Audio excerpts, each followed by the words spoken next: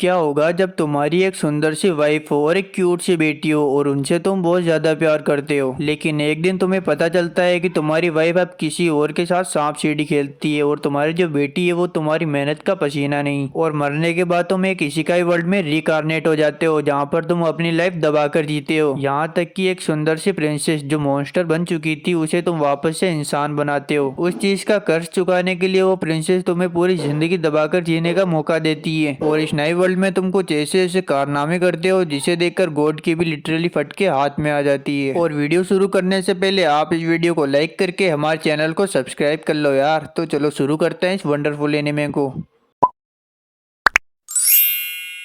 Liang जो एक office worker है और उसे अच्छे से नींद लिए हुए लगभग 10 साल हो चुके हैं। यहाँ तक कि काम का स्ट्रेस इतना बढ़ चुका है कि मानो वो एक टॉक्सिक एनीमे का साइड कैरेक्टर हो। लेकिन इस सब के बावजूद एक चीज है जो उसे अभी भी संभाले हुए है, वो है उसकी वाइफ मीका और उसकी प्यारी बेटी काना में। लियांग हर बार की तरह थक हार कर अपने घर पर आता है। मीका भी उसका इंतजार कर रही होती है। लियांग कानामे के बारे में पूछता है। मीका बताती है कानामे सुबह से एक डॉग की जिद कर रही है। उसने अपने फ्रेंड के घर पर एक शरेबियन डॉग देखा था, तभी से वो एक डॉग की जिद कर रही है। लियांग इस मांग को पूरी नहीं कर सकता क्योंकि फिलहाल बजट टाइट है, लेकिन फिर भी जब वो अपनी बेटी की प्यारी सी शक्ल देखता है तो वो सोचता है कि अगर एक डॉग मेरी बेटी की चेहरे पर मुस्कान ला सकता है तो थोड़े एक्स्ट्रा सिप लेना भी चलता है। यह सोचकर वो अगले दिन कानामे को एक पेट शॉप में लेकर जाता है। मीका हैरान थी कि लियांग आखिर डॉग के लिए मान कैसे गया, क्योंकि उसे लगा था कि लियांग के ऊपर काम का बोझ काफी ज्यादा है। पर लियांग कहता है कि उसके लिए उसकी फैमिली की खुशी सबसे ऊपर है, यहाँ तक कि वो उसके लिए कुछ भी कर जाएगा। अगले दिन बॉस लियांग के ऊपर चिल्लाता है कि आखिर तुमने वो फाइल सबमिट क्यों नहीं की। लियांग कहता है कि उसने तो वो फाइल थर्सडे को ही तैयार करके बॉस को भेज दी थी, लेकिन बॉस तो एक पार्टी में चिकलेट क्लीना के साथ गुलछर्रे उड़ा रहा था। लेकिन बॉस लियांग की एक नहीं सुनता। लियांग के साथ हर जगह बस गलत ही गलत होता है। कभी उसके जूनियर उसके काम का क्रेडिट ले जाते हैं तो कभी सीनियर अपनी गलती का बोझ लियांग के ऊपर डाल देते हैं। इसकी जिंदगी बिल्कुल झंडे, बिल्कुल हमारी तरह। अपनी झंडू जिंदगी के बावजूद जब वो थक हार कर अपने घर पर आकर बस अपनी फैमिली की एक झलक देख लेता है तो वो सब कुछ भूल जाता है। एक दिन ट्रेन में उसका दोस्त लिट्टा उसे मैसेज करता है, नया किंडर ड्रॉप हुआ है, क्या तू मेरे लिए लेकर आ जाएगा। यह पढ़कर लियांग हंस पड़ता है। लिट्टा उसका बेस्ट फ्रेंड है इसलिए वह हाँ कर देता है। लियांग किंडर लेने के लिए गूगल मैप्स की वजह से दुकान खोजने लगता है, लेकिन फिर भी उसे नहीं मिलती। तभी अचानक से उसकी नजर मीका पर पड़ती है जो एक रैंडम आदमी के साथ डेट पर होती है। यह देखकर लियांग अंदर से हिल जाता है। वह कहता है कि मीका ने तो मुझसे कहा था कि वो कानामे को आज स्वॉर्ड प्रैक्टिस के लिए लेकर जाएगी, लेकिन ये क्या है भाई। घर आकर वो मीका से कैजुअली पूछता है कि आज तुमने क्या किया। मीका काफी सफाई से झूठ बोलती है। वह कहती है कि आज मैं कानामे को स्वॉर्ड प्रैक्टिस के लिए लेकर गई थी, तुम्हें बताया तो था। लियांग सच बोलने ही वाला होता है तभी वो खुद को रोक लेता है और खुद से ही कहता है मीका ऐसा नहीं कर सकती। मीका आखिर ऐसा क्यों ही करेगी, शायद मुझे ही वहम हुआ होगा। अगले दिन वो ऑफिस में काम कर रहा होता है, लेकिन उसका कंप्यूटर ठीक से काम नहीं करता, इसलिए वो उसे पूरी तरह से शट डाउन कर देता है और ब्रेक लेने के लिए थोड़ा बाहर टहलने लगता है। वो वापस उसी जगह पर जाता है जहाँ पर मीका पहले बैठी हुई थी, लेकिन अब वो वहाँ पर नहीं होती। यह देखकर लियांग के दिल को थोड़ी ठंडक मिलती है। तभी उसके कान में मीका की आवाज आती है और जब वो पीछे मुड़ता है तो देखता है कि मीका किसी से फोन पर बात कर रही थी। इस बार उसकी बेटी काना में भी उसी के साथ ही होती है। तभी काना में किसी और को एक लफ्ज बोलती है, वो होता है पापा। यह सुनते ही लियांग जैसे अंदर से टूटकर बिखर जाता हो। वो अपने आप को समझाता है शायद ये कोई दोस्त है, जब मैं नहीं होता हूँगा तो ये पापा बनने का रोल करता होगा। लेकिन वही बात होती है ना कि हम चाहे सच से जितना भी दूर भाग ले वो कभी ना कभी हमारे सामने आ जाता है। तभी उसका बॉस आकर उसके ऊपर चिल्लाता है कि तुम आखिर काम क्यों नहीं कर रहे हो। तो लियांग कहता है कि कंप्यूटर ठीक से काम नहीं कर रहा, हर बार ब्रेक के बाद मुझे इसे शट डाउन करना पड़ता है। तो बॉस कहता है कि तुम ब्रेक ही मत लो तो इसे शट डाउन करना ही नहीं पड़ेगा। तभी लियांग को मीका का कॉल आता है कि कानामे का एक्सीडेंट हो गया है, जल्दी हॉस्पिटल आ जाओ। लियांग वहाँ पर आता है। वह मीका से पूछता है कि आखिर कानामे है कहाँ पर। मीका कहती है कानामे ऑपरेशन थिएटर में। तभी अंदर से डॉक्टर बाहर आता है। वो इन दोनों से कहता है क्या आप इन दोनों के पेरेंट्स हैं, आप दोनों में से किसी एक को जल्दी से ब्लड डोनेट करना होगा। डॉक्टर उन दोनों से उनका ब्लड ग्रुप पूछता है। लियांग कहता है कि मेरा बी नेगेटिव है। मीका कहती है मेरा ओ नेगेटिव है। डॉक्टर कहता है कि हमें ओ नेगेटिव ही चाहिए, जल्दी से अंदर चलो। लियांग शॉक होता है कि आखिर उसकी बेटी का ब्लड ग्रुप ओ नेगेटिव कैसे हो सकता है। वो जल्दी से गूगल करता है जहाँ पर वो देखता है कि ऐसा तो बायोलॉजिकली पॉसिबल ही नहीं है। लियांग को पूरा भरोसा हो जाता है कि कानामे उसकी बेटी है ही नहीं। घर आने के बाद वो मीका से सीधे पूछता है कि तुम मुझे बताओ कि कानामे मेरी बेटी है या नहीं। मीका उल्टा लियांग के ऊपर चिल्लाने लगती है। वह कहती है कि मैं ही पागल हूँ जो तुमसे शादी की, तुम तो इस फैमिली के लिए कभी प्रेजेंट ही नहीं रहे। लियांग कहता है कि तुम आखिर क्या बकवास कर रही हो, मैं तुम लोगों के लिए दिन रात ऑफिस में मेहनत करता हूँ। तो मीका कहती है कि तुम्हारा ऑफिस बिल्कुल बेकार है, ना तुम्हारी सैलरी बढ़ती है, ना तुम्हारा प्रमोशन होता है, और बोनस के नाम पर तुम्हें चंदा मिलता है। कानामे और मैं अब इस पूरी बकवास जिंदगी से परेशान हो चुके हैं। और बोलती है कि मैं 10 साल से कानामे को अकेली पाल रही हूँ, तुमने तो हमसे ठीक से बात तक नहीं की। लियांग ये सारी बातें सुनकर अंदर से टूटता जा रहा था, लेकिन मीका को इसकी कोई परवाह नहीं थी। मीका गुस्से में उठकर कहीं पर जाने लगती है। लियांग कहता है कि आखिर तुम कहाँ पर जा रही हो। मीका कोई भी जवाब नहीं देती। वो कानामे के दरवाजे पर नॉक करती है और कानामे से कहती है, बेबी अपना सारा सामान पैक करो, हम दोनों यहाँ से जा रहे हैं। लियांग मीका को ऐसा करने से रोकता है और उसका हाथ पकड़ लेता है, लेकिन मीका अपना हाथ छुड़वा लेती है और दूर हट जाती है। यहाँ तक कि लियांग उन दोनों के सामने झुक जाता है। वह अपनी बेटी से कहता है कि तुम मुझसे दूर नहीं जाना चाहती हो ना। तभी कानामे कहती है कि मुझे आपसे ज्यादा नए वाले डेट ज्यादा पसंद है। यह सुनकर लियांग अंदर से फट जाता है। अब वह अगले दिन वापस से अपने ऑफिस जाता है और किसी मरी हुई लाश की तरह काम कर रहा होता है। तभी बॉस उसे अपने पास बुलाता है और नया बम फोड़ता है। वह उससे कहता है कि किसी रैंडम अकाउंट में तुम्हारे कंप्यूटर से 50 मिलियन येन ट्रांसफर किए गए हैं, बताओ तुमने ऐसा क्यों किया। लियांग कहता है कि मुझे इस बारे में कुछ भी पता नहीं, लेकिन बॉस उसकी एक नहीं सुनता और उसे कंपनी से बाहर निकाल देता है। अब लियांग के ऊपर 50 मिलियन येन का कर्ज होता है। पुलिस उसे पकड़कर न ले जाए इसलिए वो एक मजदूर बनकर सारा कर्ज चुकाने की कोशिश करता है, लेकिन वह पूरी जिंदगी काम करे फिर भी इस कर्ज को नहीं चुका सकता। लेकिन वह हार नहीं मानता और खुद से कहता है कि अगर वो मेहनत करता रहेगा तो हो सकता है उसकी जिंदगी वापस से खुशहाल बन जाए। लेकिन असली मुसीबत तो अब आने वाली थी। जब वो ब्रेक में खाना खा रहा होता है तभी उसे खांसी होती है और खांसी के दौरान उसके मुंह से ब्लड निकलने लगता है और चेक कराने के बाद उसे पता चलता है कि उसे ब्लड कैंसर है। अब लियांग अपने बिस्तर पर थका हारा पड़ा हुआ होता है क्योंकि उसके पास इलाज कराने के पैसे नहीं होते और ना ही जीने की कोई वजह होती है। वह मरने की कगार पर होता है। तभी अचानक से उसके सामने एक रोशनी प्रकट होती है जिसके अंदर दिखाया जाता है कि उसका बॉस ही था जिसने 50 मिलियन येन का घोटाला करके लियांग को फंसाया था। यहाँ तक कि उसकी बीवी मीका जिसने उसे जिसके लिए छोड़ा था वो और कोई नहीं बल्कि उसका बॉस होता है जिसने उसकी जिंदगी बर्बाद करके रख दी थी। तभी एक घोड़ आता है जो उससे कहता है कि तुम्हारे साथ तो काफी बुरा हुआ, क्या तुम इन लोगों को ऐसे ही छोड़ दोगे। इधर लियांग फुल रेवेंज मूड में होता है। वह कहता है कि मैं इन सबको खत्म कर दूंगा अगर बस एक बार मुझे मौका मिल जाए। गॉड उसके इन नेगेटिव इमोशंस को देखकर काफी खुश होता है। वह उससे कहता है कि यह तो काफी अच्छी बात है। यह सुनकर गॉड काफी खुश होता है। वह लियांग से कहता है कि मैं तुम्हें एक नई जिंदगी देना चाहता हूँ, फिर मैं दूसरों के लिए नहीं अपने लिए जीऊंगा और वहाँ पर सबसे बुरी एंटिटी बन के दिखाऊंगा। और वो लियांग के सामने 4-5 नई वर्ल्ड रखता है और उससे कहता है कि तुम इनमें से जो भी चाहो वो चुन सकते हो। लियांग को यह देखकर विश्वास नहीं हो रहा था, लेकिन फिर भी वो एक ऐसी दुनिया को चुनता है जिसके अंदर टेक्नोलॉजी और मैजिक दोनों होता है। लियांग एक पेपर के ऊपर साइन करता है। साइन करते ही वो एक दूसरी दुनिया में रिकारनेट हो जाता है।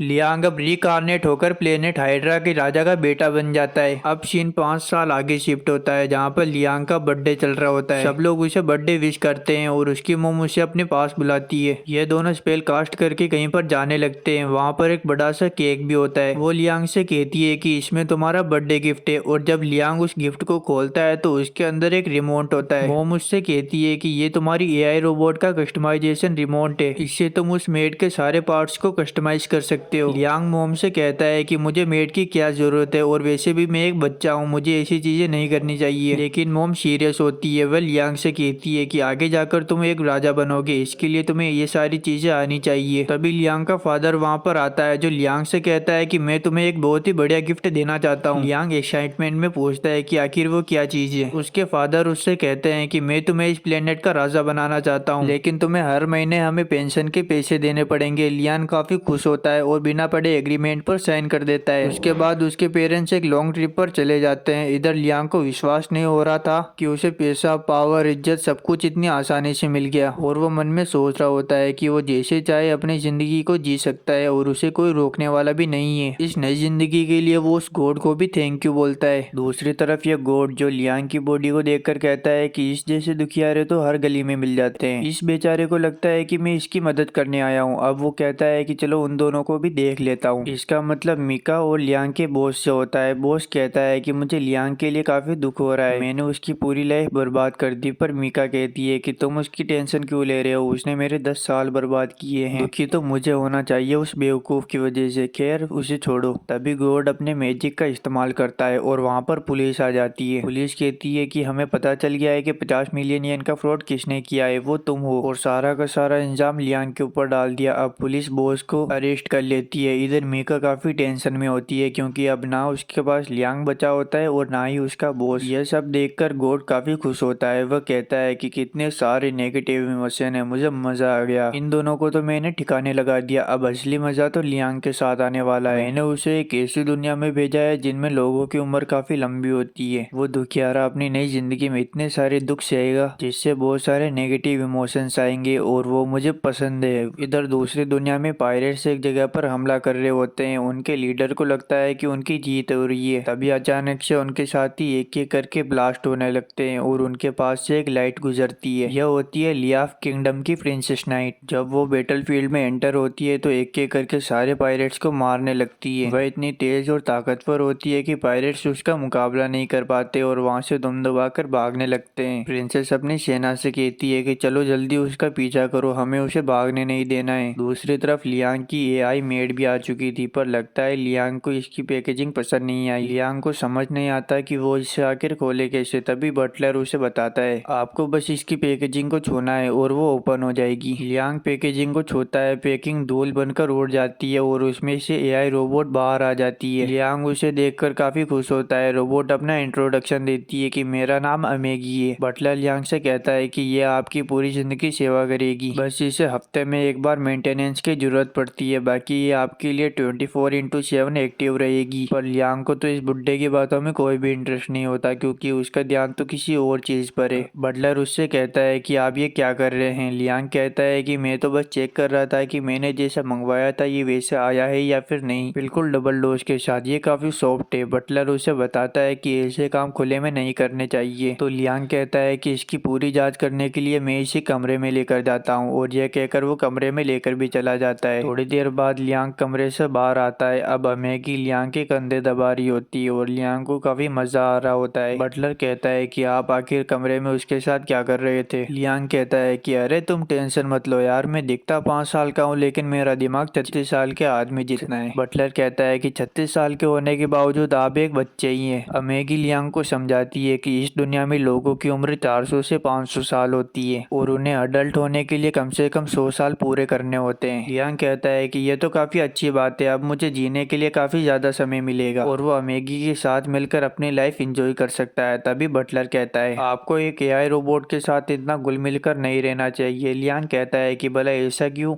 तो बटलर बताता है कि कुछ सालों पहले एआई रोबोट ने मिलकर लगभग ह्यूमैनिटी को खत्म ही कर दिया था। उस वजह से सभी लोग एआई को खतरा मानते हैं और उससे नफरत करते हैं। लियांग कहता है कि अगर एआई इतना ही खतरनाक है तो उसकी मॉम ने उसे एआई गिफ्ट क्यों किया। तो बटलर कहता है कि यह सब उसे बताने के लिए मना किया गया है, पर अब क्योंकि नया राजा लियांग है, लियांग उसे जबरदस्ती पूछता है तो वह बताता है आपके दादाजी ने इस किंगडम को काफी ऊंचाइयों तक पहुंचाया और काफी समृद्ध भी बनाया था, लेकिन आपके फादर काफी फिसड्डी निकले। उन्होंने पूरे किंगडम की अमसी करके रख दी, यहाँ तक कि हमारे आसपास के प्लेनेट्स पर जो हमारी खुद की फैक्ट्रियां थी उन पर से हमारा कंट्रोल हट चुका है और हमारा किंगडम एक बहुत बड़े कर्जे में डूबा हुआ है जिसे चुकाया नहीं जा सकता। इस वजह से वो सारा बोझ आपके ऊपर डालकर यहाँ से भाग गए। यानी कि लियोंग की फिर से लग चुकी है। दूसरी तरफ किंगडम की एक बार के अंदर कुछ लोग बातें कर रहे होते हैं, जहाँ पर एक आदमी कहता है मैंने सुना है कि अब इस किंगडम का नया लॉर्ड एक 5 साल का बच्चा है। मुझे यह किंगडम बिल्कुल भी पसंद नहीं है क्योंकि पिछली बार जो हमारा लॉर्ड आया था उसने बिना वजह ही हमारे ऊपर टैक्सेस की बारिश कर दी थी और हमारी हालत खराब कर दी। इधर लियांग अभी भी सदमे में होता है। वह बटलर से कहता है क्या उन्होंने मुझे बस इसलिए पैदा किया ताकि वो अपना बोझ मेरे ऊपर डाल सके। बटलर हाँ में जवाब देता है। लियांग कहता है कि उसके साथ पिछले जन्म में भी यही सब हुआ था, इस जन्म में भी उसके साथ ये सब हो रहा है, पर इस बार वो सब कुछ ठीक कर देगा। वो अपनी पूरी जी जान लगा देगा अपनी इस नई जिंदगी को सुधारने के लिए। वह कहता है कि पिछली बार तो मेरे साथ कोई भी नहीं था, पर इस बार मेरे साथ मुझे समझने वाली अमेगी है। वह अमेगी को अपना साथ देने के लिए कहता है और 3 इंपॉर्टेंट रूल्स बताता है। वह पहला रूल बताता है कि तुम किसी भी इंसान को नुकसान नहीं पहुंचाओगी। बाद में वह कहता है कि आखिर मैं दूसरों के लिए क्यों सोच रहा हूँ, मुझे अपने लिए सोचना चाहिए। वो वापस से रूल्स को रीसेट करके कहता है कि पहला रूल ये है कि तुम मुझे कभी भी नुकसान नहीं पहुंचने दोगी। दूसरा ये है कि तुम मेरी हर बात मानोगी अगर दूसरा रूल पहले रूल के खिलाफ ना हो। और तीसरा रूल ये है कि तुम खुद को भी कभी नुकसान नहीं पहुंचने दोगी अगर दूसरा और पहला रूल न टूटे तो। रूल सेट होने के बाद लियांग अमेगी से कहता है कि मुझे इस किंगडम को वापस से अपने फुल पोटेंशियल पर पहुंचाना है। तुम्हारे पास कोई आइडिया है क्या? अमेगी जल्दी से क्विक सर्च करती है। वह कहती है कि मेरे पास आइडियाज तो है, लेकिन हो सकता है वो किंगडम के आइडियोलॉजी से मैच न खाए, लेकिन वो गवर्नेंस सपोर्ट के लिए फुल्ली ट्रेंड है। लेकिन यहाँ पर एक दिक्कत होती है, लियांग के पास किसी चीज की पूरी नॉलेज ही नहीं होती। इसलिए अमेगी उसे सजेस्ट करती है कि आप मेमोरी कैप्सूल का यूज कर सकते हैं, उससे आप 10 साल के नॉलेज को 6 महीने में स्टोर कर सकते हैं। लियांग मान जाता है। बटलर कहता है कि अगर आप वहाँ पर रहेंगे तो किंगडम को कौन संभालेगा? तो लियांग कहता है कि तब तक अमेगी किंगडम को संभाल लेगी। बटलर कहता है कि ये काफी खतरनाक हो सकता है, पूरे किंगडम को एक एआई के हाथों में सौंपना। तो लियांग कहता है कि कोई दिक्कत नहीं होगी, वैसे भी ये कहीं पर नहीं लिखा कि एआई टेम्पोरली किंगडम को नहीं संभाल सकती और वो किसी को कोई नुकसान नहीं पहुंचाएगी जब तक मैं उसे ऑर्डर नहीं दे देता। यह कहने के बाद लियांग उस कैप्सूल के अंदर चला जाता है। अब लगभग 2 साल बाद लियांग उस पोर्ट से बाहर निकलता है। वह अमेगी से पूछता है कि आखिर उसे कितना टाइम हो गया इस पोर्ट में रहते हुए। अमेगी बताती है कि उसे पूरे 2 साल हो चुके हैं। इधर लियांग को अपनी नई बॉडी में काफी अच्छा लग रहा होता है। लियांग नहा धोकर अपने सिंहासन पर बैठता है, जहाँ पर अमेगी उसे बेनफील्ड टेरिटरी की इकोनॉमिक सिचुएशन का अपडेट देती है। यह सुनकर लियांग काफी खुश होता है। वह कहता है कि मैं टेरिटरी को देखना चाहता हूँ, पर अमेगी कहती है कि उससे पहले मैं आपको बैटलशिप डॉक्स दिखाना चाहती हूँ। ये दोनों बैटलशिप डॉक्स देखने के लिए चले जाते हैं, जहाँ पर लियांग को काफी इंटरेस्ट आता है। लियांग अमेगी से पूछता है कि क्या मैं एक बैटलशिप सूट को ट्राई कर सकता हूँ? अमेगी कहती है हाँ, आप यूज कर सकते हैं, मैं आपके लिए एक बैटलफील्ड तैयार करवाती हूँ। अमेगी लियांग से कहती है कि आपको इसे चलाने के लिए बस बेसिक से मूव्स करने पड़ेंगे और आपके दिमाग में मूव्स जितने शार्प होंगे ये रोबोट भी उसी तरह काम करेगा। लियांग थोड़ा सा मूव करता है, तभी वो सूट खुद ब खुद आगे चलने लगता है। लियांग कहता है कि काश मैं इसमें फाइट भी कर पाता। यह कहते ही अमेगी एक कमांडर को लियांग के सामने खड़ा कर देती है फाइट करने के लिए। लियांग जल्दी से उसके ऊपर अटैक करता है, पर एक अटैक करते ही वो नीचे गिर जाता है और कहता है कि अब मैं हार चुका हूँ। उसकी एक्टिंग इतनी घटिया होती है कि लियांग कहता है तुम मेरा मजाक उड़ा रहे हो, मुझे पता है कि तुमने पूरी कोशिश ही नहीं की, अगर तुमने फिर से ऐसा किया तो बहुत बुरा होगा। इन दोनों में वापस से फाइट होती है। कमांडर इस बार पूरी फॉर्म में होता है और जैसे ही लियांग उसके ऊपर अटैक करता है तो कमांडर बड़ी आसानी से नीचे गिरा देता है और उसे हरा देता है। इधर लियांग सदमे में होता है कि वो इतनी आसानी से कैसे हार गया। अमागी कहती है कि ये तो होना ही था क्योंकि वो एक सोल्जर है, उसके पास आपसे ज्यादा एक्सपीरियंस और विजुअलाइजेशन है। अगले दिन लियांग काफी गुस्से में होता है। वो बटलर से कहता है कि जल्दी एक कोच का इंतजाम करो जो मुझे फाइट सिखा सके, पर बटलर कहता है कि आप एक राजा हो, भला आपको फाइट सीखने की क्या जरूरत। लियांग कहता है कि वो अपनी पिछली लाइफ में काफी कमजोर था और सबने उसके ऊपर रोब जमाया था और वो इस लाइफ में बिल्कुल भी नहीं चाहता कि वो किसी और से हारे। अगले ही पल हम एक स्वॉर्ड मैन को देखते हैं जिसका नाम होता है मुसाशी। ये बंदा स्वॉर्ड ऑफ द फ्लैश का मास्टर है और ये लियांग को फाइटिंग सिखाएगा। इसे देखकर अमागी कहती है कि मुझे नहीं लगता कि ये जंडू आपको कुछ सिखा पाएगा। लियांग कहता है कि तुम सही हो सकती हो, लेकिन इसकी पोशाक बिल्कुल सामुराई जैसी है और लियांग के लिए बस इतना ही काफी है। फिर भी अमागी उससे कहती है कि तुम सिखाने से पहले तुम हमें एक डेमोस्ट्रेशन तो दे ही सकते हो। मुसाशी मान जाता है और इन दोनों को जंगल के अंदर लेकर जाता है जहाँ पर लकड़ी के गट्टे जमे हुए थे। मुसाशी कहता है कि मैं तुम्हें बस ये एक ही बार दिखाऊंगा और जिंदगी में कभी नहीं दिखाऊंगा। लियांग मान जाता है। इधर अमागी भी सबको रिकॉर्ड कर रही होती है। मुसाशी अपने मूव का इस्तेमाल करता है और थोड़ी देर बाद सारे गट्टे अपने आप नीचे गिरने लगते हैं। लियांग काफी खुश होता है। वो अमागी से कहता है कि जल्दी स्लो मोशन में करके दिखाओ। अमागी अपनी आंखों से रिकॉर्ड हुई वीडियो को स्लो मोशन में करके देखती है, लेकिन चाहे जितना भी स्लो मोशन करके देख ले उसे तो ये भी नहीं पता चलता कि मुसाशी ने अपनी तलवार निकाली भी थी या फिर नहीं। यह देखकर लियांग काफी खुश होता है कि मुसाशी इतना ज्यादा तेज है कि अमागी के कैमरास भी उसे डिटेक्ट नहीं कर पाए। लियांग मुसाशी से कहता है कि प्लीज आप मुझे अपना शिष्य बना लीजिए। मुसाशी लियांग को चेला बनाने के लिए तैयार हो जाता है। अब हमें रात का सीन दिखाया जाता है जहाँ पर मुसाशी कहता है अरे उस झंडू को तो बिल्कुल भी पता नहीं चला, लगता है टिकटॉक ज्यादा देखता है। वो बेवकूफ कहीं का सोचता है कि मैंने इन लकड़ियों को एक बार में ही काट दिया, जबकि ये तो पॉसिबल ही नहीं है। अब मैं उसे सिखाने धोनी की एक्टिंग करूंगा और मुफ्त की पगार लूटूंगा। और यह पूरा किया धरा होता है इस गॉड का जो लियांग को दुखी करना चाहता है। दूसरी तरफ हमें प्रिंसेस क्रिस्टियाना को दिखाया जाता है जो पायरेट्स के लीडर से मीटिंग करने जा रही होती है। इस टकले ने ही प्रिंसेस को यहाँ पर मीटिंग के लिए बुलाया था। ये टकला कहता है मुझे नहीं पता था कि तुम इतनी बेवकूफ हो, मेरे एक बुलाने पर तुम यहाँ पर अकेली आ गई, अब तुम नहीं बचोगी। प्रिंसेस डेविल स्मेल देती है। वह कहती है कि तुम्हें किसने बोला कि मैं यहाँ पर अकेली आई हूँ? अगर तुमने कोई भी चालाकी की तो अलायंस की पूरी फौज तुम्हारी शिप के ऊपर हमला कर देगी। पर इस टकले को तो कोई भी फर्क नहीं पड़ रहा होता। तभी प्रिंसेस के पास एक खबर आती है। वह कहता है कि पायरेट्स ने हमारे होम प्लेनेट को चारों ओर से घेर लिया है। प्रिंसेस टेंशन में होती है। वह कहती है कि सिक्योरिटी तो इतनी टाइट थी, फिर भी ये वहां तक कैसे पहुंच गए? तभी ये टकला कहता है कि तुम्हारी फोर्सेस के मेंबर लॉयल नहीं है, मैंने बस उन्हें थोड़े पैसे दिए और वो मेरी तरफ हो गए। इधर प्रिंसेस काफी टेंशन में होती है। अलायंस की पूरी फोर्स क्रिस्टियाना की शिप को चारों ओर से घेर लेती है। अब क्रिस्टियाना के पास इस टकले की बात मानने के अलावा कोई भी चारा नहीं होता। दूसरी तरफ लियांग को प्रैक्टिस करते हुए लगभग 3 साल हो चुके हैं, लेकिन वो वे ऑफ द फ्लैश अभी तक नहीं सीख पाया। अब वो काफी फ्रस्ट्रेट हो जाता है। वह अमेगी से पूछता है कि वे ऑफ द फ्लैश को सीखने का कोई और तरीका नहीं है क्या? अमेगी कहती है कि उसे वे ऑफ द फ्लैश के बारे में कुछ भी नहीं पता, यहाँ तक कि उसे स्वॉर्ड फाइटिंग के बारे में भी ज्यादा नॉलेज नहीं है। लियांग कहता है मुझे 3 साल हो चुके हैं प्रैक्टिस करते हुए, लेकिन मोसासी ने मुझे सिर्फ बेसिक ही कंप्लीट करवाए हैं। अमेगी कहती है कि आपने सही कहा, लेकिन आपने स्वॉर्ड फाइटिंग के बेसिक्स को मास्टर कर लिया है, यहाँ तक कि आपका लेवल पहले से काफी ज्यादा बढ़ चुका है। लियांग कहता है मुझे बेसिक्स नहीं चाहिए, मुझे वो चाहिए जिसे करते ही आसपास के लोग मेरी तारीफ करने लगे। दूसरी तरफ मोसासी मजे में महंगा पड़ रहा होता है। वह कहता है कि ये जॉब तो काफी अच्छी है, काश ऐसा पूरी जिंदगी भर चलता रहे और मैं मुफ्त की मोटी पगार लूटता रहूं। तभी अचानक से वहाँ पर लियांग टपक जाता है। वह मोसासी से कहता है कि मुझे वे ऑफ द फ्लैश सीखनी है, क्या आप मुझे वो फिर से एक बार करके दिखा सकते हैं? मोसासी कहता है मैं आज से मेरी जॉब से रिजाइन कर रहा हूँ। वो लियांग से कहता है मैंने तुमसे कहा था ना, मैं वे ऑफ द फ्लैश को केवल एक ही बार दिखाऊंगा, उसके बाद जिंदगी में कभी नहीं दिखाऊंगा, लेकिन तुमने फिर से वही बात की, मैं यहाँ से जा रहा हूँ। लियांग उसके सामने गिड़गिड़ाने लगता है। वह कहता है कि मुझे माफ कर दीजिए, मैं आपको आगे से वे ऑफ द फ्लैश के लिए नहीं कहूंगा। मोसासी एक्टिंग करता है। वह कहता है कि ठीक है, पर आगे से ध्यान रखना। और लियांग के जाते ही मोसासी कहता है कि ये झंडू तो झंडू ही रहेगा, इसे पूरे 3 साल होने वाले हैं, लेकिन इसने अब तक मुझ पर शक नहीं किया। तभी लियांग अचानक से वापस से टपक जाता है। मोसासी सोचता है कि शायद लियांग ने सब कुछ सुन लिया, पर लियांग कहता है कि मुझे कल थोड़ा काम है तो मैं कल छुट्टी पर रहूंगा। मोसासी कहता है बच गया यार, अभी तो हालत खराब हो जाती। इधर ये टकला प्रिंसेस क्रिस्टियाना को बंदी बना लेता है। क्रिस्टियाना कहती है कि अब तुम मेरे साथ क्या करने वाले हो? इस टकले का नाम होता है कैप्टन गोश। ये कहता है कि ज्यादा कुछ नहीं, मैं बस तुम्हें थोड़ी सी फेंट्रो शीट दूंगा। इधर क्रिस्टियाना को कुछ भी समझ में नहीं आता। ये टकला अपने साथियों को कहता है सभी अपना निशाना क्रिस्टियाना के होम प्लेनेट के ऊपर साधो। क्रिस्टियाना समझ जाती है कि ये टकला उसके प्लेनेट को उड़ाने वाला है। क्रिस्टियाना उसके सामने काफी गिड़गिड़ाती है कि ऐसा मत करो, लेकिन ये टकला एक नहीं सुनता और अपने साथियों को फायरिंग का आदेश दे देता है और पल भर में ही क्रिस्टियाना का पूरा प्लेनेट तबाह हो जाता है। इधर लियांग अभी भी टेंशन ले रहा होता है कि उसे स्वॉर्ड ऑफ द फ्लैश अभी भी नहीं आई। लियांग अमागी से अपने बिजनेसेस के बारे में पूछता है तो अमागी उसे कुछ चार्ट्स दिखाती है। अमागी कहती है कि प्रोडक्शन और गवर्नेंस बढ़ रहा है, लेकिन डेट अभी तक वही की वही है। लियांग कहता है कि अच्छा हुआ मैंने गवर्नेंस अमागी को दिया था। अमागी बताती है कि ग्रोथ रेट एक्सपेक्टेशन से कम है, उन्होंने वेलफेयर प्रोग्राम में भारी इन्वेस्टमेंट किया, लेकिन इसके बावजूद ग्रोथ रेट 0 की 0 है। लियांग कहता है कि मुझे प्रोग्राम की सारी रिपोर्ट्स दिखाओ। अमागी उसे रिपोर्ट्स दिखाती है। इधर लियांग का पुराना अकाउंटेंट मोड ऑन हो जाता है। वह रिपोर्ट्स को देखते ही समझ लेता है कि जरूर इनमें कोई गड़बड़ है। वह अमागी से कहता है कि जल्दी इस प्रोग्राम के इंचार्ज को मेरे सामने खड़ा करो। थोड़ी देर बाद वहाँ पर एक मेंढक जैसी शक्ल का आदमी आता है। वह लियांग से कहता है कि आपने मुझे क्यों बुलाया मेरे माय लॉर्ड? लियांग कहता है कि तुमने प्रोग्राम में जो भी घपला किया है वो तुम अपने मुंह से बताओगे या फिर मैं उगलवाऊं? यह आदमी कहता है कि आप क्या कह रहे हैं, मुझे तो कुछ भी समझ में नहीं आ रहा, और मासूम बनने की कोशिश करता है। लियांग कहता है इनवॉइस मैनिपुलेशन, सीरियसली भाई मैं एक अकाउंटेंट बैकग्राउंड से हूँ, इसने इनवॉइलेंस में इतना घपला किया था कि अगर कोई और होता तो उसे कुछ भी समझ में नहीं आता, लेकिन लियांग पूरा ट्रेंड था, यहाँ तक कि इस बंदे ने प्रोग्राम के वेंडर्स भी बदल दिए थे। लियांग उससे पूछता है कि भाई वेंडर क्यों बदला? तो वह बताता है कि न्यू वेंडर बेटर है। लियांग कहता है कि हाँ तभी तो सारा सिस्टम डूबा पड़ा है। लियांग गुस्सा नहीं होता। वह सोचता है कि मैं भी तो एक इवल लॉर्ड बनना चाहता हूँ, शायद ये सब मेरे इवल लॉर्ड बनने का एक हिस्सा हो सकता है। तभी अमागी कहती है इस बंदे के ऊपर पहले भी एक बार इनहेरेसमेंट का केस लगा हुआ था। लियांग कहता है कि इसके बावजूद ये अभी भी नौकरी पर कैसे? तभी वो आदमी कहता है कि सारा ब्लेम मेरे सबोर्डिनेट पर गया। लियांग अमेगी से पूछता है कि क्या ये सच कह रहा है, तो अमेगी बताती है मुझे ये तो नहीं पता, लेकिन ये जरूर पता है कि उस केस के बाद उस सबोर्डिनेट की मौत हो गई थी। यह सुनते ही लियांग समझ जाता है कि दोषी वो सबोर्डिनेट नहीं बल्कि यह आदमी है। लियांग धीरे धीरे उस आदमी के पास तलवार लेकर जाने लगता है। वह आदमी घबराने लगता है। माय लॉर्ड, सभी लोग यही कर रहे हैं, यही तो पूरा सिस्टम है। लियांग गुस्से में कहता है कि अब तुम मुझे सिस्टम सिखाएगा। पीछे से अमागी आवाज देती है कि माय लॉर्ड रुक जाइए। तभी वो बंदा अचानक से बोल पड़ता है कि तुम एक बच्चे हो और तुम्हें पता नहीं कि ये दुनिया कैसे चलती है। यह सुनकर लियांग का गुस्सा चरम सीमा पर होता है और वो उस आदमी का पूरा सर उड़ा देता है। उसे मारने के बाद भी लियांग का गुस्सा शांत नहीं होता। वह अमागी से कहता है सभी शिबुनेंट्स और वर्कर्स की जांच करो, जो भी करप्ट निकले उन सभी को मार दो। यह लियांग का पहला मर्डर था और लियांग के हाथों से तलवार छूट ही नहीं रही थी और उसका शरीर पूरा फ्रीज हो चुका था। अमागी सबसे पहले उसके हाथों से धीरे धीरे करते हुए उसकी तलवार अलग करती है। वह लियांग से कहती है कि अगर हमने ऐसा किया तो काम करने वाला कोई भी नहीं बचेगा। लियांग कहता है अगर ऐसी बात है तो आखिर हम करें तो क्या करें? अमेगी कहती है कि हम कुछ आर्टिफिशियल डोज तैयार करते हैं एडमिनिस्ट्रेट को संभालने के लिए। लियांग कहता है कि अगर ऐसी बात है तो मैं सब कुछ तुम पर छोड़ता हूँ। अब लियांग वापस से अपने बैटल फील्ड में आता है, जहाँ पर वो अपने स्वॉर्ड बेसिक्स को आजमाना चाहता है। तभी वहाँ पर मोसाशी टपक जाता है। वह लियांग से कहता है कि अगर तुम्हें स्वॉर्ड मास्टर करनी है तो तुम्हें ऑटोमेटिक सूट को छोड़कर मैनुअल सूट का इस्तेमाल करना पड़ेगा। मोसाशी ये लियांग को बस इसलिए कह रहा है क्योंकि लियांग अब अच्छा स्वॉर्डमैन बनता जा रहा है। लियांग माशिता से पूछता है कि क्या ये जो कह रहा है ऐसा कोई सूट एग्जिस्ट करता है? माशिता कहता है कि हाँ ऐसा सूट है, लेकिन उसे आज तक कोई ठीक से चला ही नहीं पाया। अगर उसने पूरी तरह से स्वॉर्ड को सीख ली तो मोसाशी की जॉब चली जाएगी।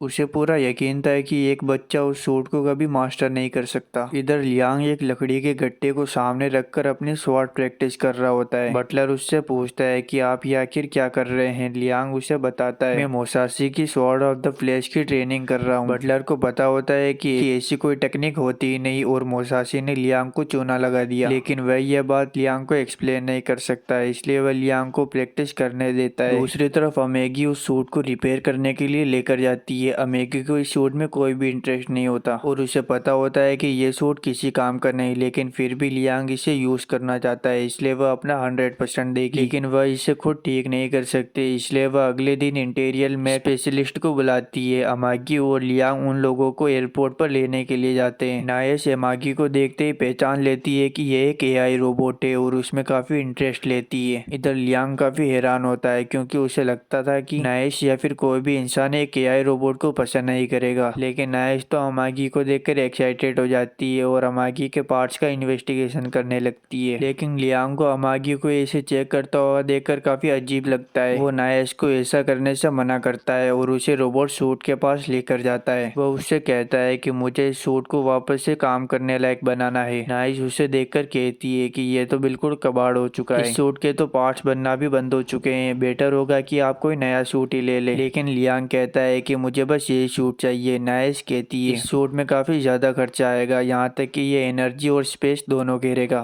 लियांग कहता है कि चाहे कुछ भी हो जाए उसे यही सूट चाहिए। नायश ये सुनकर काफी खुश होती है कि लियांग उसे मुंह मांगे पैसे देने के लिए तैयार है। अभी वहाँ पर मोसाशी आ जाता है जो नायश को देखते ही उसके प्यार में पड़ जाता है। वह उससे बात करने की कोशिश करता है, लेकिन नायश तो उसके अंदर इंटरेस्ट ही नहीं लेती। लियांग और नायश एक दूसरे से हंसते हुए रोबोटिक्स के बारे में बातें कर रहे होते हैं, लेकिन मोसाशी को यह बिल्कुल भी पसंद नहीं आता, इसलिए वो अगले दिन लियांग से दुश्मनी निकालता है। वह लियांग को नदी के बीचों बीच एक लकड़ी के ऊपर खड़ा करता है और उसके ऊपर लगातार टेनिस बॉल फेंकने वाली मशीन को चलाता है। लियांग को काफी मुश्किल हो रही होती है। मोसाशी उससे कहता है कि यह तुम्हारी ट्रेनिंग का काफी अहम हिस्सा है, पर असलियत में तो वो अपनी भड़ास निकाल रहा होता है। दूसरी तरफ ये टकला प्रिंसेस और उसके सभी साथियों को बंदी बना लेता है। प्रिंसेस उससे कहती है कि आखिर अब तुम हमारे साथ क्या करोगे? वो टकला कहता है कि ज्यादा कुछ नहीं, मैं तुम सबको अपने कलेक्शन में रखूंगा। क्रिस्टियाना को लगता है कि यह टकला किसी क्रीपी टेक्स डंजन की बात कर रहा है, लेकिन सच इससे काफी बुरा था। वो क्रिस्टियाना को एक पागल साइंटिस्ट के पास लेकर जाता है, जहाँ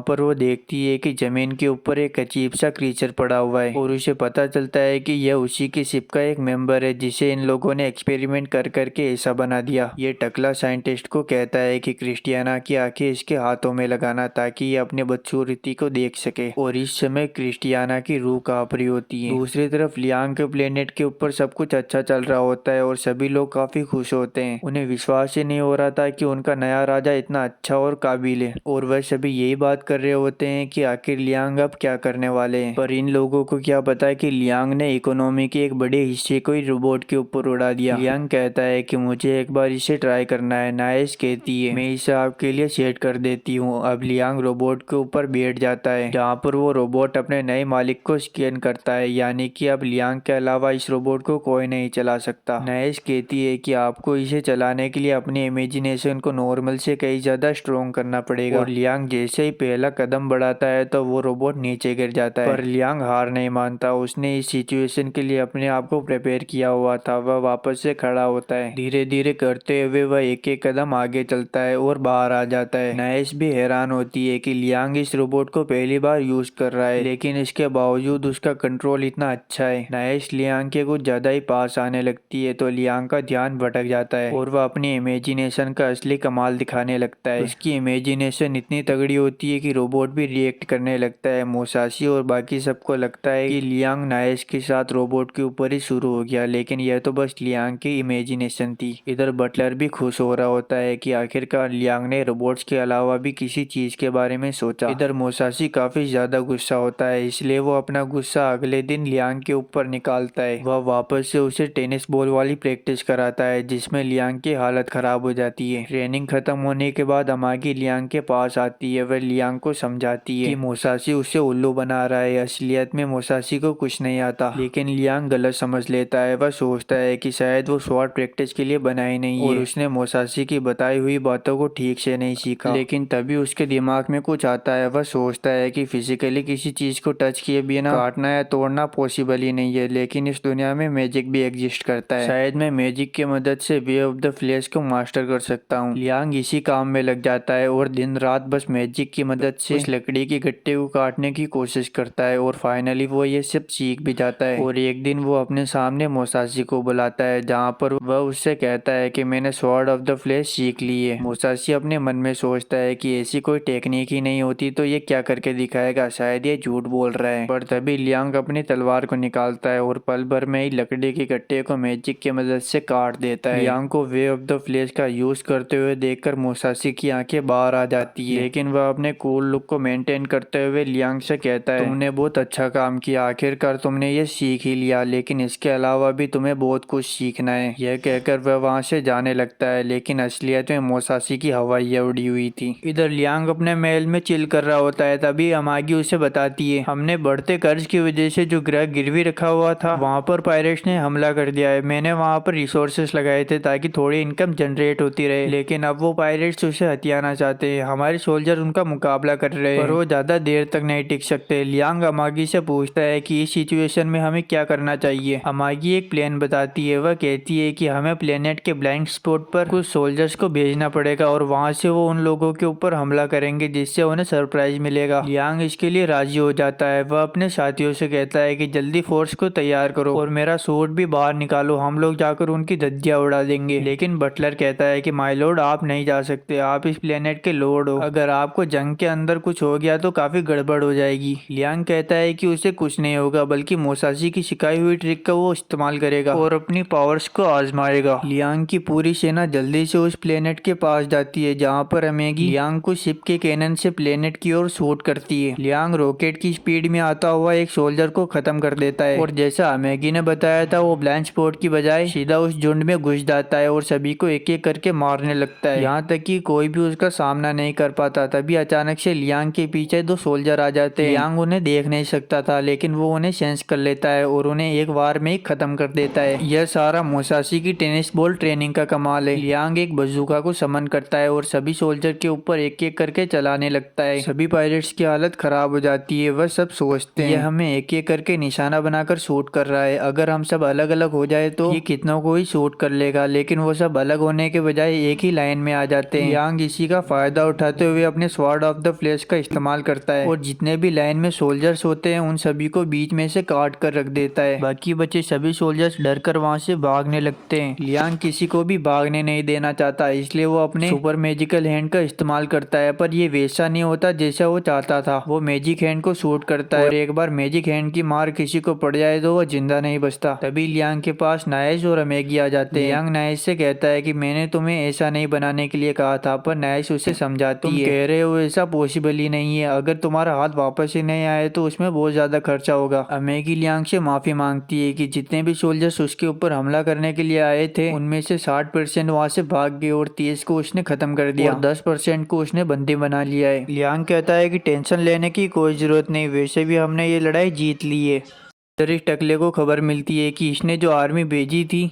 वो हार कर वापस आ गई है, जिससे ये काफी गुस्सा होता है और सटिया जाता है। डॉक्टर उससे कहता है कि तुमने उन लोगों को कम आका, शुक्र बनाओ कि तुम्हारी पूरी फोर्स खत्म नहीं हुई। पर ये टकला तो सटिया जाता है। ये कहता है कि मेरी फौज के अंदर भगोड़ों का कोई काम नहीं, मैं खुद उन सभी को ढूंढ ढूंढ कर एक्सक्यूज करूंगा और अगली बार लड़ाई में मैं भी जाऊंगा। इधर क्रिस्टियाना, जिसको एक्सपेरिमेंट कर करके एक अजीब सा क्रीचर बना दिया जाता है, ये टकला उससे कहता है मैं थोड़ा काम से बाहर जा रहा हूँ, मैं वापस आकर तुमसे खेलूंगा। इधर लियांग जो अभी अभी एक बैटल जीत कर आया था वो काफी खुश होता है। वह इन सभी से कहता है कि सब कुछ कितना अच्छा हुआ, हमने प्लेनेट की इन्वेंट्री को भी बचा लिया और कुछ पायरेट शिप्स को भी चुरा लिया। लियांग ने जो शिप्स लूटी थी उनके अंदर खजाना भी होता है। खजाने का नाम सुनकर लियांग सोचता है कि उसके अंदर सोना चांदी होंगे, लेकिन ऐसा नहीं होता। लेकिन बटलर बताता है कि कार्गो सोना चांदी से भी ज्यादा महंगा है। अमागी भी बताती है कि शिप्स के अंदर बहुत रियल मेटल जैसे ओरिचाल्कम और एडामंटाइट भी मिले हैं, लेकिन लियांग को इन सब से कोई फर्क नहीं पड़ता क्योंकि ये सारे मेटल शिप्स को बनाने में यूज होते हैं, जबकि लियांग को तो कोई हीरो से जड़ा हुआ ताज चाहिए। बटलर कहता है कि शिप के अंदर थोड़ा सोना भी रखा हुआ था। लियांग जल्दी से ऑर्डर देता है सारे सोने से जल्दी से सिक्के बनवाओ। बटलर कहता है कि क्या दूसरे मेटल से भी सिक्के बनवाने हैं? लियांग साफ मना कर देता है। वह कहता है कि बाकी मेटल से हम हथियार बनाएंगे। पर अमेगी कहती है कि बहुत बड़ी प्रॉब्लम है, हमारे पास ब्लैक स्मिथी नहीं है। अमेगी दूसरी बड़ी प्रॉब्लम बताती है। वह कहती है कि उनके पास लगभग 10,000 शिप्स है, लेकिन लियांग ने जब उन्हें हमले के लिए ऑर्डर दिया था तो उनमें से केवल 30% शिप्स ही ऐसी थी जो चालू थी, बाकी सारी शिप्स बेकार पड़ी हुई थी। लियांग हैरान होता है कि आखिर वो 30% शिप्स के साथ जीत कैसे गए। बटलर कहता है कि आपकी किस्मत अच्छी थी, उन्होंने पूरी पावर से हमला ही नहीं किया। लियांग अमेगी से कहता है कि जल्दी जितने भी शिप्स खराब है उन सभी को बाहर निकाल दो। अमेगी कहती है कि अगर हमने खराब शिप्स को अलग कर दिया तो उनकी कम संख्या के चलते हुए बाकियों को लगेगा कि हमारे ऊपर हमला करना काफी आसान है। तो लियांग कहता है कि आखिर हम क्या करें, उनका मेंटेनेंस कॉस्ट तो काफी ज्यादा है। अमेगी एक आइडिया देती है कि अगर वो शिप्स के अंदर मिले हुए सारे खजाने को बेच दे तो उनके पास इतना पैसा होगा कि वो नई शिप्स को खरीद सकेंगे। लियांग मान जाता है। इधर दूसरी तरफ नाइजा अपने बनाए हुए नई शिप्स को इंट्रोड्यूस कर रही होती है। वह गर्व से कहती है हमने इस शिप के इंटीरियर को 7% से बढ़ा दिया है और उसने नए हथियार भी ऐड किए हैं, जबकि दूसरी तरफ उसके अपोनेंट सभी के सामने एक लग्जरी स्पेसशिप को इंट्रोड्यूस करती है। नाइस कहती है कि तुम्हारा ये शिप मेरे शिप के सामने टिक ही नहीं सकता। अपोनेंट एक्सेप्ट करती है। वह कहती है कि भले ही तुम्हारी शिप में बैटल मोड्स ज्यादा हो, लेकिन कंफर्ट नाम की कोई चीज होती है। अगर क्रू मेंबर्स को बैटल के बाद एक बार के अंदर रेस्ट करने का मौका मिले तो अगली बार वो लड़ाई में ज्यादा अच्छा परफॉर्मेंस करेंगे और सभी क्रू मेंबर्स नाइस की शिप को ठुकरा देते हैं। इधर बाहर आने के बाद नाइस उस लड़की से कहती है कि फाइट होगी तो बाकी सबके साथ तुम्हें भी पता चल जाएगा कि हमारा शिप कितना ताकतवर है। और नाइस कहती है कि वो लोग अगली बार हमारी शिप्स को खरीदेंगे। पर ये मोहतरमा नाइस से कहती है कि तुम ये ऐसा करोगी कैसे, तुमने अपने सारे पैसे इन शिप्स को बनाने में लगा दिए और ये बिके भी नहीं तो तुम नई शिप्स कैसे बनाओगी। नाइस इस बात से टेंशन में होती है और रात को भी काफी टेंशन ले रही होती है। वह उस औरत के ऊपर काफी गुस्सा भी होती है और सोती हुई भी टेंशन में होती है कि आखिर अब वो क्या करेगी। तभी उसे लियांग का ख्याल आता है। वह सोचती है जब लियांग उस कबाड़ के डिब्बे के लिए इतने सारे पैसे खर्च कर सकता है तो मेरे शिप्स को तो वो खरीद ही सकता है। दूसरी तरफ ये गॉड जो दूसरों को दुखी करने में लगा हुआ होता है, वह अपने मन में सोचता है इन लोगों का दुख तो लियांग के सामने रद्दी भर का भी नहीं है, क्योंकि जब आखिरी बार गॉड ने उसे देखा था तो वो 5 साल का था और उसके पेरेंट्स ने उसके ऊपर सारा बर्डन डाल दिया। अब तक तो लियांग की जिंदगी पूरी बर्बाद हो चुकी होगी। और गॉड वापस से लियांग वाली दुनिया में आता है। वो सामुराई के पास जाता है जो को अजीब सा बड़बड़ा रहा होता है। वह कहता है कि लियांग तो मॉन्स्टर है, जो ट्रिक एग्जिस्ट ही नहीं करती लियांग ने उसे भी मास्टर कर लिया। गॉड को कुछ भी समझ में नहीं आता है कि ये बेवड़ा आखिर कह क्या रहा है, इसलिए वो अपने मैजिक से लियांग को देखता है, जो काफी हैरान होता है कि लियांग तो प्रैक्टिस कर रहा है और यहाँ तक कि उसके अंडर में इस प्लेनेट की इकोनॉमी भी ग्रो कर रही है। यहाँ तक कि लियांग मैजिक का भी यूज कर रहा है। गॉड काफी हैरान होता है क्योंकि गॉड ने लियांग को कभी मैजिकल पावर या फिजिकल पावर दी ही नहीं थी, पर लियांग ने ये सब अपनी मेहनत से पाया है। इधर लियांग भी काफी हैरान होता है कि वो पहले इतनी मुसीबतों से घिरा हुआ था, उसके पेरेंट्स छोड़ गए, पूरी जिम्मेदारियां उसके ऊपर आ गई, कर्जे में डूबा हुआ था बंदा, लेकिन फिर भी इसने हार नहीं मानी और इस नई जिंदगी के लिए वो गॉड को थैंक यू बोलता है। थैंक यू सुनते ही गॉड कहता है कि अरे ये क्या, इससे तो मैं मर सकता हूँ, इतनी खुशी में बर्दाश्त नहीं कर सकता। और वो वापस से समुराई के पास आकर उसके नेगेटिव इमोशंस को अपने अंदर लेता है और कहता है कि अब थोड़ा आराम मिला। इधर अमागी और लियांग शिप्स के बारे में बात कर रहे होते हैं। लियांग पूछता है कि कोई लीड मिली क्या। अमागी बताती है कि इंटीरियर आर्मी अपने पुराने शिप्स को बेच रही है, हम उनके पुराने शिप्स को खरीद सकते हैं, वो भले ही थोड़े आउटडेटेड है, लेकिन सच में इंटीरियर आर्मी के शिप्स काफी पावरफुल होते हैं। लियांग शिप्स को खरीदने के लिए मान जाता है। अमागी कहती है कि लेकिन एक कंडीशन है, हमें शिप्स के साथ उनके कुछ अनवांटेड सोल्जर्स को भी हायर करना पड़ेगा। बात साफ है, वो अपने पुराने सोल्जर्स को हमारे ऊपर थोपना चाहते हैं। लियांग कहता है कि अगर वो पुराने हैं तो उनके पास बैटल का एक्सपीरियंस होगा, यह हमारे आर्मी की डिसिप्लिन के लिए काफी अच्छा होगा। इधर ये गॉड जो इनकी सारी बातें सुन रहा होता है, वह सोचता है कि जो अनवांटेड सोल्जर्स लियांग की आर्मी में जाएंगे उनमें वो कुछ अपने आदमियों को भी भेज देगा जो वक्त के साथ लियांग की आर्मी के अंदर फूट डालकर लियांग को पूरी तरह बर्बाद करके रख देंगे। दूसरी तरफ हम मुसाशी को देखते हैं जो टल्ली होकर गिरा पड़ा होता है। उसे होश आता है कि आखिर में यहाँ पर कैसे आ गया, तभी अचानक से दरवाजा खुलता है। वो नाइज होती है, ये पियक्कड़ जल्दी से बैठ जाता है और ऐसा बिहेव करता है कि जैसे कुछ हुआ ही नहीं। ये दोनों आपस में बात करते हैं। ये बेवड़ा सोचता है कि शायद नाइज उसके प्यार में पड़ चुकी है, इसलिए वो उससे मिलने के लिए यहाँ पर आई है। नाइज मुसाशी को पहले फालतू इंसान समझती थी, लेकिन जब वो देखती है कि लियांग इतना इम्प्रूव कर चुका है तो वो उसके पास कुछ टिप्स मांगने के लिए आती है। मुसाशी सोचता है शायद इस लड़की के दिमाग में कुछ अलग ही चल रहा है। नाइज उसे अपनी प्रॉब्लम बताती है और ऐसे अंदाज में बताती है जैसे मुसाशी को लगता है कि वो उसे सेक्सुअल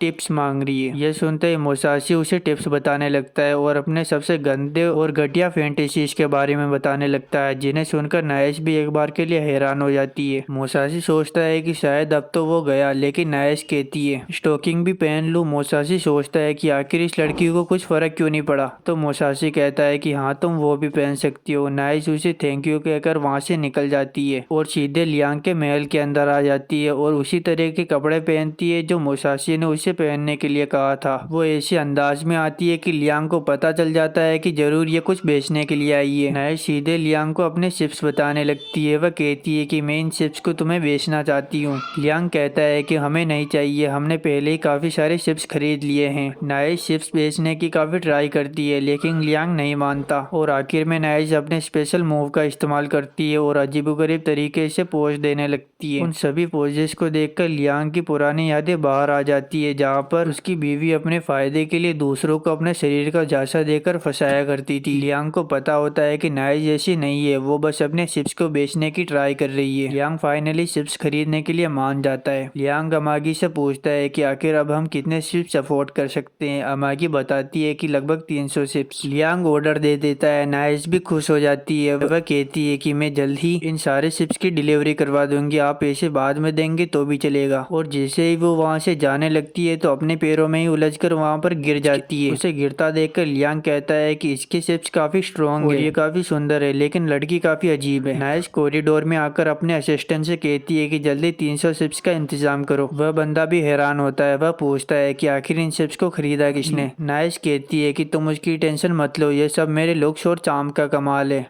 नाइज कुछ घंटों बाद सभी शिप्स डिलीवर कर देती है। डिलीवर होने के बाद अमेगी और लियांग उनकी जांच करते हैं। जांच करने के बाद लियांग कहता है मुझे अब पता चला कि नाइज के शिप्स को कोई खरीद क्यों नहीं रहा था, इनमें बिल्कुल भी लग्जरी नहीं है। नाइज कहती है कि भला कॉम्बैट में लग्जरी का क्या काम है। लियांग कहता है कि लेकिन फिर भी लोगों को लग्जरी पसंद आता है। अब नाइज को बस रिपोर्ट के ऊपर लियांग के साइन चाहिए। नाइज को लियांग के कुछ पायरेट शिप्स पसंद आते हैं, इसलिए वह लियांग से कहती है कि क्या तुम मुझे कुछ पायरेट शिप्स दे सकते हो। लियांग इसके लिए मना कर देता है। वह कहता है कि मैं इन सबको अपने कॉम्बैट में यूज करूंगा। नाइस कहती है कि क्या तुम मुझे एक भी शिप नहीं दे सकते। लियांग साफ मना कर देता है। तभी अमेगी कहती है हम तुम्हें 2 शिप्स देंगे, लेकिन बदले में तुम्हें हमें सारी पायरेट शिप्स को लियांग के कॉम्बैट शिप्स के हिसाब से बना कर देना होगा। नाइस मान जाती है क्योंकि उसके लिए ये सब बच्चों का खेल है। लियांग कहता है पायरेट शिप्स के बारे में इतनी बात हो ही चुकी है तो चलो पायरेट शिप्स को देख भी लेते हैं अंदर से। अब ये तीनों शिप्स को अंदर देखने जाते हैं, जहाँ पर नाइस काफी एक्साइटेड होती है कि उसे पायरेट शिप्स के बारे में इतना कुछ जानने के लिए मिलेगा। इधर लियांग जैसे ही शिप के अंदर एंटर करता है तो उसे एक स्टीयरिंग व्हील दिखता है, जिसे देखकर लियांग एक्साइटेड हो जाता है। वह नाइस से कहता है कि एक स्टीयरिंग व्हील तुम मेरी स्पेसशिप में भी लगा देना। नाइस कहती है कि ये आइडिया बिल्कुल बेकार है, ये नए वाले की तरह इफेक्टिव नहीं है, लेकिन लियांग जिद पकड़ लेता है कि उसे तो बस यही व्हील चाहिए। दूसरी तरफ लियांग को एक डॉग भागता हुआ दिखाई देता है, तभी वो उसके पीछे पीछे जाता है। लियांग को हड़बड़ाया हुआ देखकर अमागी उससे पूछती है कि आखिर क्या हुआ। लियांग बताता है कि मैंने अभी अभी यहाँ पर एक डॉग को भागते हुए देखा। वो दोनों डॉग के पैरों के निशान का पीछा करते हैं जो एक दरवाजे पर आकर रुकते हैं। जैसे ही वो दोनों दरवाजे के अंदर एंटर होते हैं तो उन्हें पता चलता है कि ये पायरेट्स का कंट्रोल रूम है। अमागी सिस्टम ऑन करती है और वो लियांग से कहती है कि ये शिप अपने सभी टूर का रिकॉर्ड रखती है। मैप देखकर पता लगता है कि पायरेट्स ने आंड्रेन एम्पायर के सभी प्लेनेट्स को लूट लिया है, जो एक्सपेक्टेड था। अमेगी एक चीज नोटिस करती है कि जब भी पायरेट्स लूट करते थे तो वहाँ से एक वर्म होल के जरिए वो एम्पायर वापस जाते थे और थोड़ा आगे जाने के बाद बॉर्डर के पास से एक छोटी सी जंप लेते। ये बॉर्डर पायरेट्स और बाकी नेशन के बीच हमेशा से ही एक बैटल फील्ड रहा है, इसलिए वहाँ पर क्या चल रहा है किसी का भी जानना काफी मुश्किल है और ये पायरेट्स के छुपने के लिए काफी अच्छी जगह है। लियांग कहता है कि उनके शॉर्ट फार्म का कोऑर्डिनेट क्या है। अमेगी कहती है कि वो हर बार एक नया कोऑर्डिनेट यूज करते हैं। वो सभी कोऑर्डिनेट्स को एनालिसिस करती है और जो कोड निकल कर आता है वो एक छोटे से प्लेनेट की ओर इशारा करता है जो अंतरिक्ष में इधर उधर घूम रहा होता है। अगर पहले से ही उसकी लोकेशन का पता ना हो तो वहाँ पर पहुँचना काफी मुश्किल है। अब लियांग ने काफी सारी पायरेट्स मूवी देखी हुई थी तो वह कहता है यह जरूर पायरेट्स के खजाने छुपाने का अड्डा होगा, हमें इसे एक्सप्लोर करना चाहिए। दूसरी तरफ इस टकले के हारे हुए सिपाही उसके पास जाते हैं।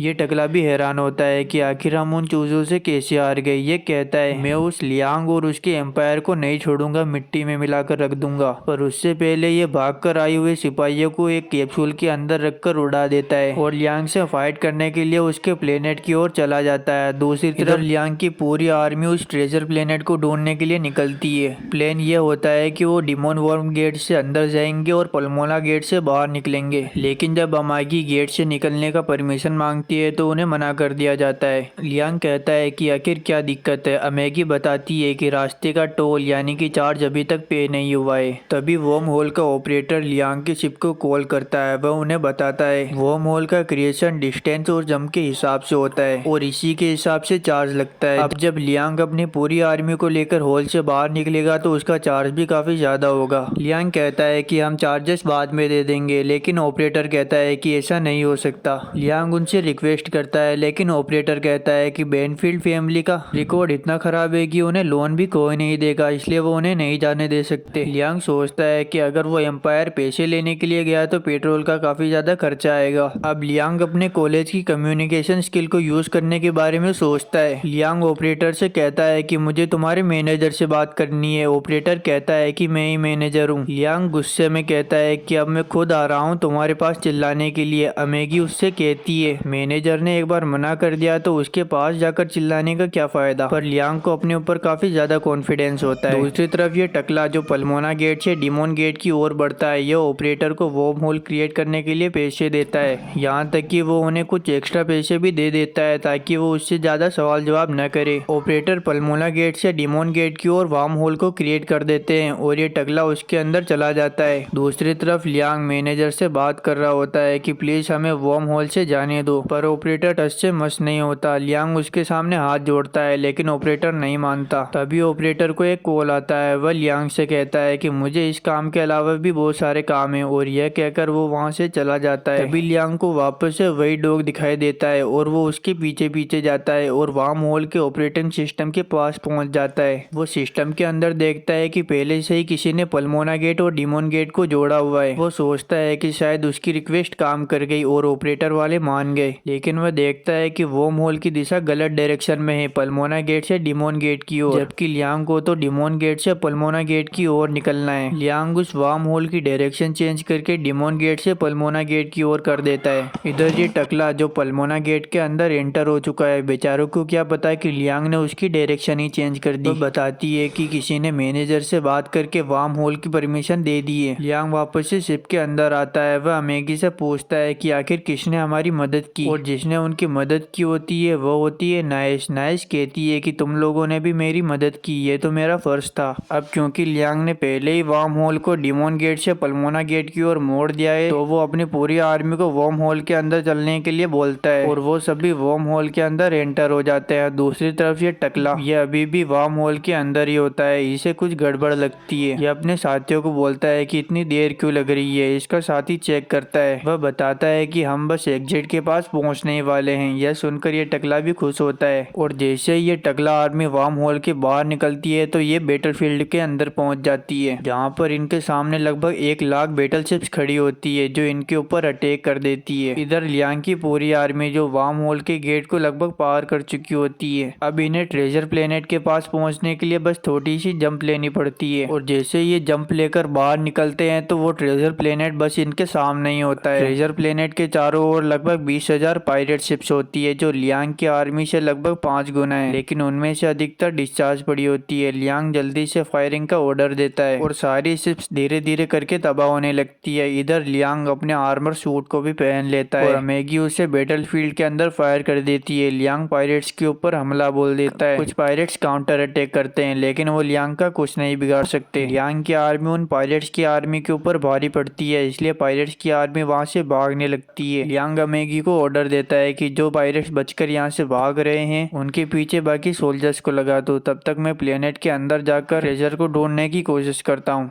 लियांग उस प्लेनेट के आउटर शील्ड को तोड़ देता है और उसके अंदर घुस जाता है। इधर ये साइंटिस्ट घबरा जाता है कि इनकी आउटर शील्ड भी टूट गई और पायरेट्स भी मारे गए। वो जल्दी से कंट्रोल रूम के अंदर जाता है, जहां पर उसे पता चलता है कि उनके ऊपर हमला हो रहा है। इधर लियांग प्लेनेट के अंदर होल करके उसके अंदर घुस जाता है, जहाँ पर उसे कुछ सोल्जर्स रोकने के लिए आते हैं, पर लियांग उन सबको अकेले ही ठिकाने लगा देता है। लियांग की आर्मी का कैप्टन भी उसके पीछे आता है। वह लियांग को बताता है कि हमने बाकी जगह को भी साफ कर दिया। लियांग कहता है कि ऐसे ही रास्तों को साफ करते रहो और जल्दी से ट्रेजर ढूंढो। तभी लियांग को वापस से वो ग्लोइंग डॉग दिखता है। वापस से लियांग उसके पीछे पीछे जाता है और उसका पीछा करते हुए वो उस प्लेनेट के कंट्रोल रूम के अंदर पहुंच जाता है, जहां पर वो पागल साइंटिस्ट और बाकी सारे लोग सरेंडर कर देते हैं। लियांग साइंटिस्ट से कहता है कि आखिर तुमने ट्रेजर कहाँ पर छुपा रखा है। साइंटिस्ट कहता है कि आखिर तुम किस ट्रेजर की बात कर रहे हो, मेरे पास पैसे भी है और कैप्टन घोस्ट द्वारा कलेक्ट किए गए पेट भी है। लियांग को कुछ समझ नहीं आता। साइंटिस्ट उन सबको अपनी लैब के अंदर लेकर जाता है, जहाँ पर वो उन लोगों को अपने एक्सपेरिमेंट के सब्जेक्ट्स बताता है। वहाँ पर मौजूद सभी क्रीचर सुंदर लड़कियां होती है, जिन्हें अब इस डॉक्टर ने ऐसा बना दिया। उन सबकी ऐसी हालत देखकर एक सोल्जर वहीं पर उल्टी कर देता है। कैप्टन कहता है कि तू इतना कमजोर कैसे हो गया। लियांग आगे जाता है, जहाँ पर उसकी नजर एक ऑक्टोपस वाले क्रीचर के ऊपर पड़ती है। साइंटिस्ट लियांग के पास आकर उससे कहता है कि आपकी नजर बिल्कुल सही पेट पर पड़ी है। ये पेट कैप्टन घोस्ट का सबसे फेवरेट पेट है, पर लियांग को तो उसे देखकर उल्टी आ रही थी। लियांग अपने पास्ट के बारे में सोचता है, जहाँ पर लोग एक इंसान की तरह नहीं बल्कि एक जानवर की तरह उसे ट्रीट करते थे। इधर ये साइंटिस्ट हंस रहा होता है, तभी लियांग उसके ऊपर गोली चलाकर उसका सारा काम तमाम कर देता है। इधर ये अजीब सा क्रीचर और कोई नहीं बल्कि क्रिस्टियाना होती है। वह रो रो कर लियांग को अपने पास बुलाती है। वह उससे कहती है कि इन सभी लड़कियों का दर्द खत्म कर दो। लियांग उससे कहता है कि तुम चिंता मत करो, हम लोग तुम्हें पहले जैसा बना देंगे। पर क्रिस्टियाना रो रो कर कहती है कि अब वो वापस से नॉर्मल नहीं हो सकते, प्लीज उसे और बाकियों को ऐसे ही मार दो। पर लियांग उसकी एक नहीं सुनता और अपने कैप्टन को ऑर्डर देता है कि इन सभी लड़कियों को अपने होम प्लेनेट पर लेकर जाए और इनका इलाज करवाए। कैप्टन कहता है कि इन सभी लड़कियों के इलाज में काफी ज्यादा खर्चा आएगा, यहाँ तक कि इनकी पूरी बॉडी को वापस से रीजनरेट करना पड़ेगा और बहुत सारे एलिमेंट्स की जरूरत पड़ेगी, साथ ही बहुत सारे डॉक्टर भी लगेंगे, लेकिन इसके बावजूद ये कंफर्म नहीं है कि ये लोग ठीक हो पाएंगे। तभी लियांग के पास पास खबर आती है कि हमने सारा खजाना ढूंढ लिया है। लियांग कैप्टन से कहता है कि अब तो इलाज का खर्चा भी निकल जाएगा।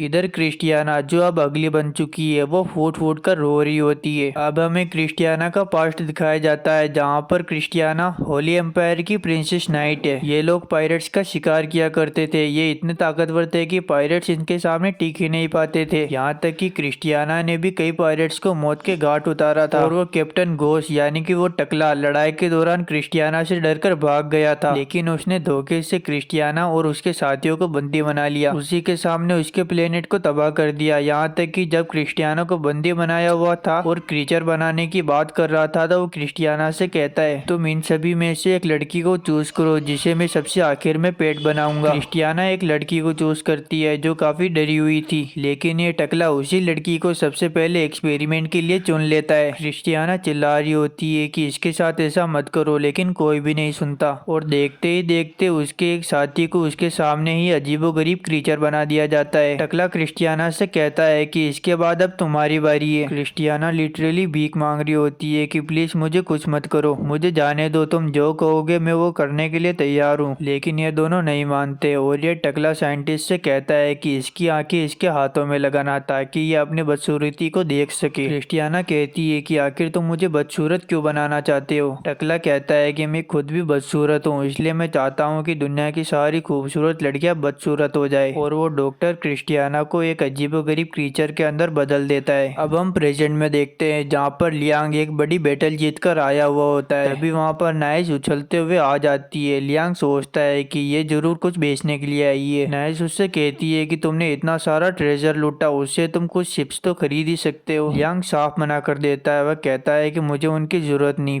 अब नाइस फिर से अपने स्पेशल मूव्स का इस्तेमाल करने लगती है, पर इस बार लियांग को कुछ भी फर्क नहीं पड़ता। वह कहता है कि मेरा फिलहाल मूड ही नहीं है। नाइस लियांग को याद दिलाती है कि वोम होल के अंदर जाने के लिए उसी ने उनकी मदद की थी, तो लियांग मान जाता है। लियांग फाइनली शिप्स के लिए मान जाता है। वह अमेगी से पूछता है आखिर अब हम कितनी सारी शिप्स खरीद सकते हैं। अमेगी कहती है उस ट्रेजर से हम सारा खर्चा निकालने के बाद भी 5000 शिप्स खरीद सकते हैं। यह सुनते ही नाइस वहाँ से जल्दी से 5000 शिप्स का ऑर्डर देने के लिए चली जाती है। लियांग टेंशन में आ जाता है और उसके पीछे पीछे भागता है कि नाइस सच में कहीं 5000 शिप्स का ऑर्डर न दे दे। नाइस हॉल के अंदर आकर अपने असिस्टेंट से बात कर रही होती है। दूसरी तरफ हम मोसासी को देखते हैं जो हॉल के अंदर घूम रहा होता है। उसे नाइस की आवाज आती है। नाइस कुछ ऐसे वर्ड्स का यूज कर रही होती है जिसे देखकर मोसासी की सटक जाती है और वो जल्दी से लियांग के पास जाता है और उसे ट्रेनिंग के लिए बुला लेता है। मोसासी को काफी गुस्सा आ रहा होता है, इसलिए वो लियांग को एक भारी तलवार देता है और उसकी आंखों पर पट्टी बांध देता है। यहाँ तक कि पुरानी टेनिस बॉल मशीन को यूज करने के बजाय नए ड्रोन्स को मंगवाता है और उन सभी ड्रोन्स को रिमोट की मदद से कंट्रोल करके लियांग के ऊपर फायरिंग करवाता है।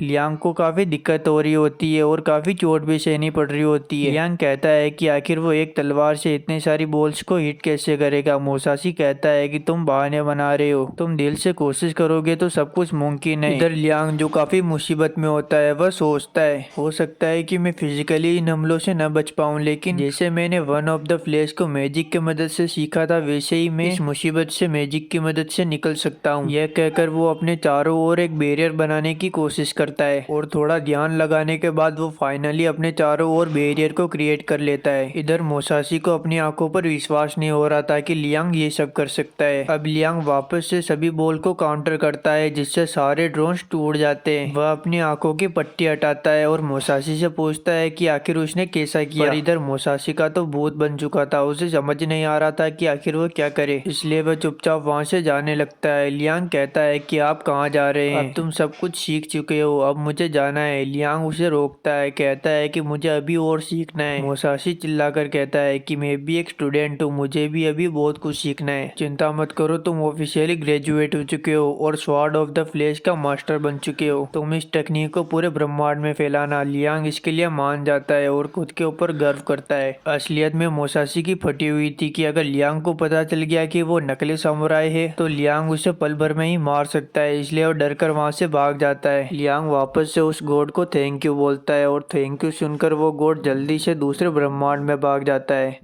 कुछ दिनों बाद लियांग सोचता है कि मुझे इवल लॉर्ड बनने के लिए पैसा, पावर और बहुत सारी लड़कियां चाहिए। पावर तो उसने मोसासी की मदद से हासिल कर लिया, अब बस उसे पैसा और लड़कियां चाहिए। तभी अमागी लियांग को बताती है कि आपसे एक व्यापारी थॉमस मिलने आया है। लियांग उसे अंदर बुलाता है। थॉमस लियांग के लिए बहुत सारी सोने की ईंटें लाया हुआ होता है, जिसे देखकर लियांग काफी खुश होता है। थॉमस लियांग की बहुत तारीफ करता है। इधर लियांग को समझ में आ जाता है कि जरूर इसे कुछ काम है। लियांग पूछता है कि आखिर तुम्हें क्या काम है। थॉमस बताता है कि उसे एम्पायर जाने के लिए लियांग की कुछ शिप्स की मदद की जरूरत है, क्योंकि एम्पायर के रास्ते में पायरेट्स होंगे जो उनके ऊपर हमला कर सकते हैं। लियांग कहता है कि आखिर कितनी शिप चाहिए। थॉमस कहता है कि लगभग 100 शिप। लियांग शिप देने के लिए मान जाता है। इधर थॉमस जो लियांग के एम्पायर में घूम रहा होता है, वह लियांग के एम्पायर को देखकर काफी हैरान होता है। वह कहता है कि लियांग की निगरानी में उसका एम्पायर कितना ग्रो कर रहा है, यहाँ तक कि वो थॉमस से कोई और भी महंगी चीज मंगवा सकता था, लेकिन उसने बस सोना मंगवाया, जो इस दुनिया में बिल्कुल वैल्यूएबल नहीं है। शायद लियांग को लालच ही नहीं है। दूसरी तरफ हम लियांग को देखते हैं जो सोने की ईंटों से चिपका हुआ होता है। वह अमेगी से कहता है, तुम इस सभी सोने से मेरे लिए सोने का बाथरूम मंगवाना, उसके अंदर बहुत सारी लड़कियां होगी। अब लियांग के पास सोना और पावर भी आ चुकी थी, बस उसके पास लड़कियों की कमी थी। अब लियांग अपने अजीबोगरीब शौक पूरे करने में लग जाता है। हॉल के बीचों बीच वो एक पूल भी बनवाता है, जिसके अंदर वो वाइन भरेगा। यह सब उसने एक मांगा में देखा था। और वह अमागी और बटलर को यह भी ऑर्डर देता है कि वो अपने महल के अंदर मांस के टुकड़ों को लगाए, ताकि वो एक इवल लॉर्ड की तरह दिख सके। अमागी लियांग को कहती है कि आप जो बोल रहे हैं वो पॉसिबल नहीं है। अगर आपने पूल के अंदर वाइन को भरा तो पूरे महल के अंदर वाइन की बदबू फैल जाएगी। लियांग कहता है कि हम उसमें अल्कोहल की मात्रा कम रख देंगे। अमेगी बताती है कि अगर आप उस वाइन के पूल में नहाएंगे तो उसकी चिपचिपाहट पूरे शरीर के ऊपर फैल जाएगी, जो बिल्कुल भी अच्छा नहीं होगा। यहाँ तक कि वो वाइन पीने लायक भी नहीं बचेगा। लियांग कहता है कि हम एक काम करते हैं, वाइन को फिल्टर करके इस्तेमाल करेंगे। अमेगी कहती है कि अगर आप फिल्टर का इस्तेमाल करेंगे तो वाइन पूरी तरह से पानी बन जाएगा, वो वाइन ही नहीं बचेगा। यहाँ तक कि आप जो मांस के टुकड़ों को लटकाने की बात कर रहे हैं, यह सब एकदम बेकार आइडिया है। लियांग भी इस सब के बारे में सोचता है और ये सब करने के लिए मना कर देता है। लियांग इन दोनों से कहता है कि महल के अंदर रखने के लिए लड़कियों का इंतजाम हुआ या फिर नहीं।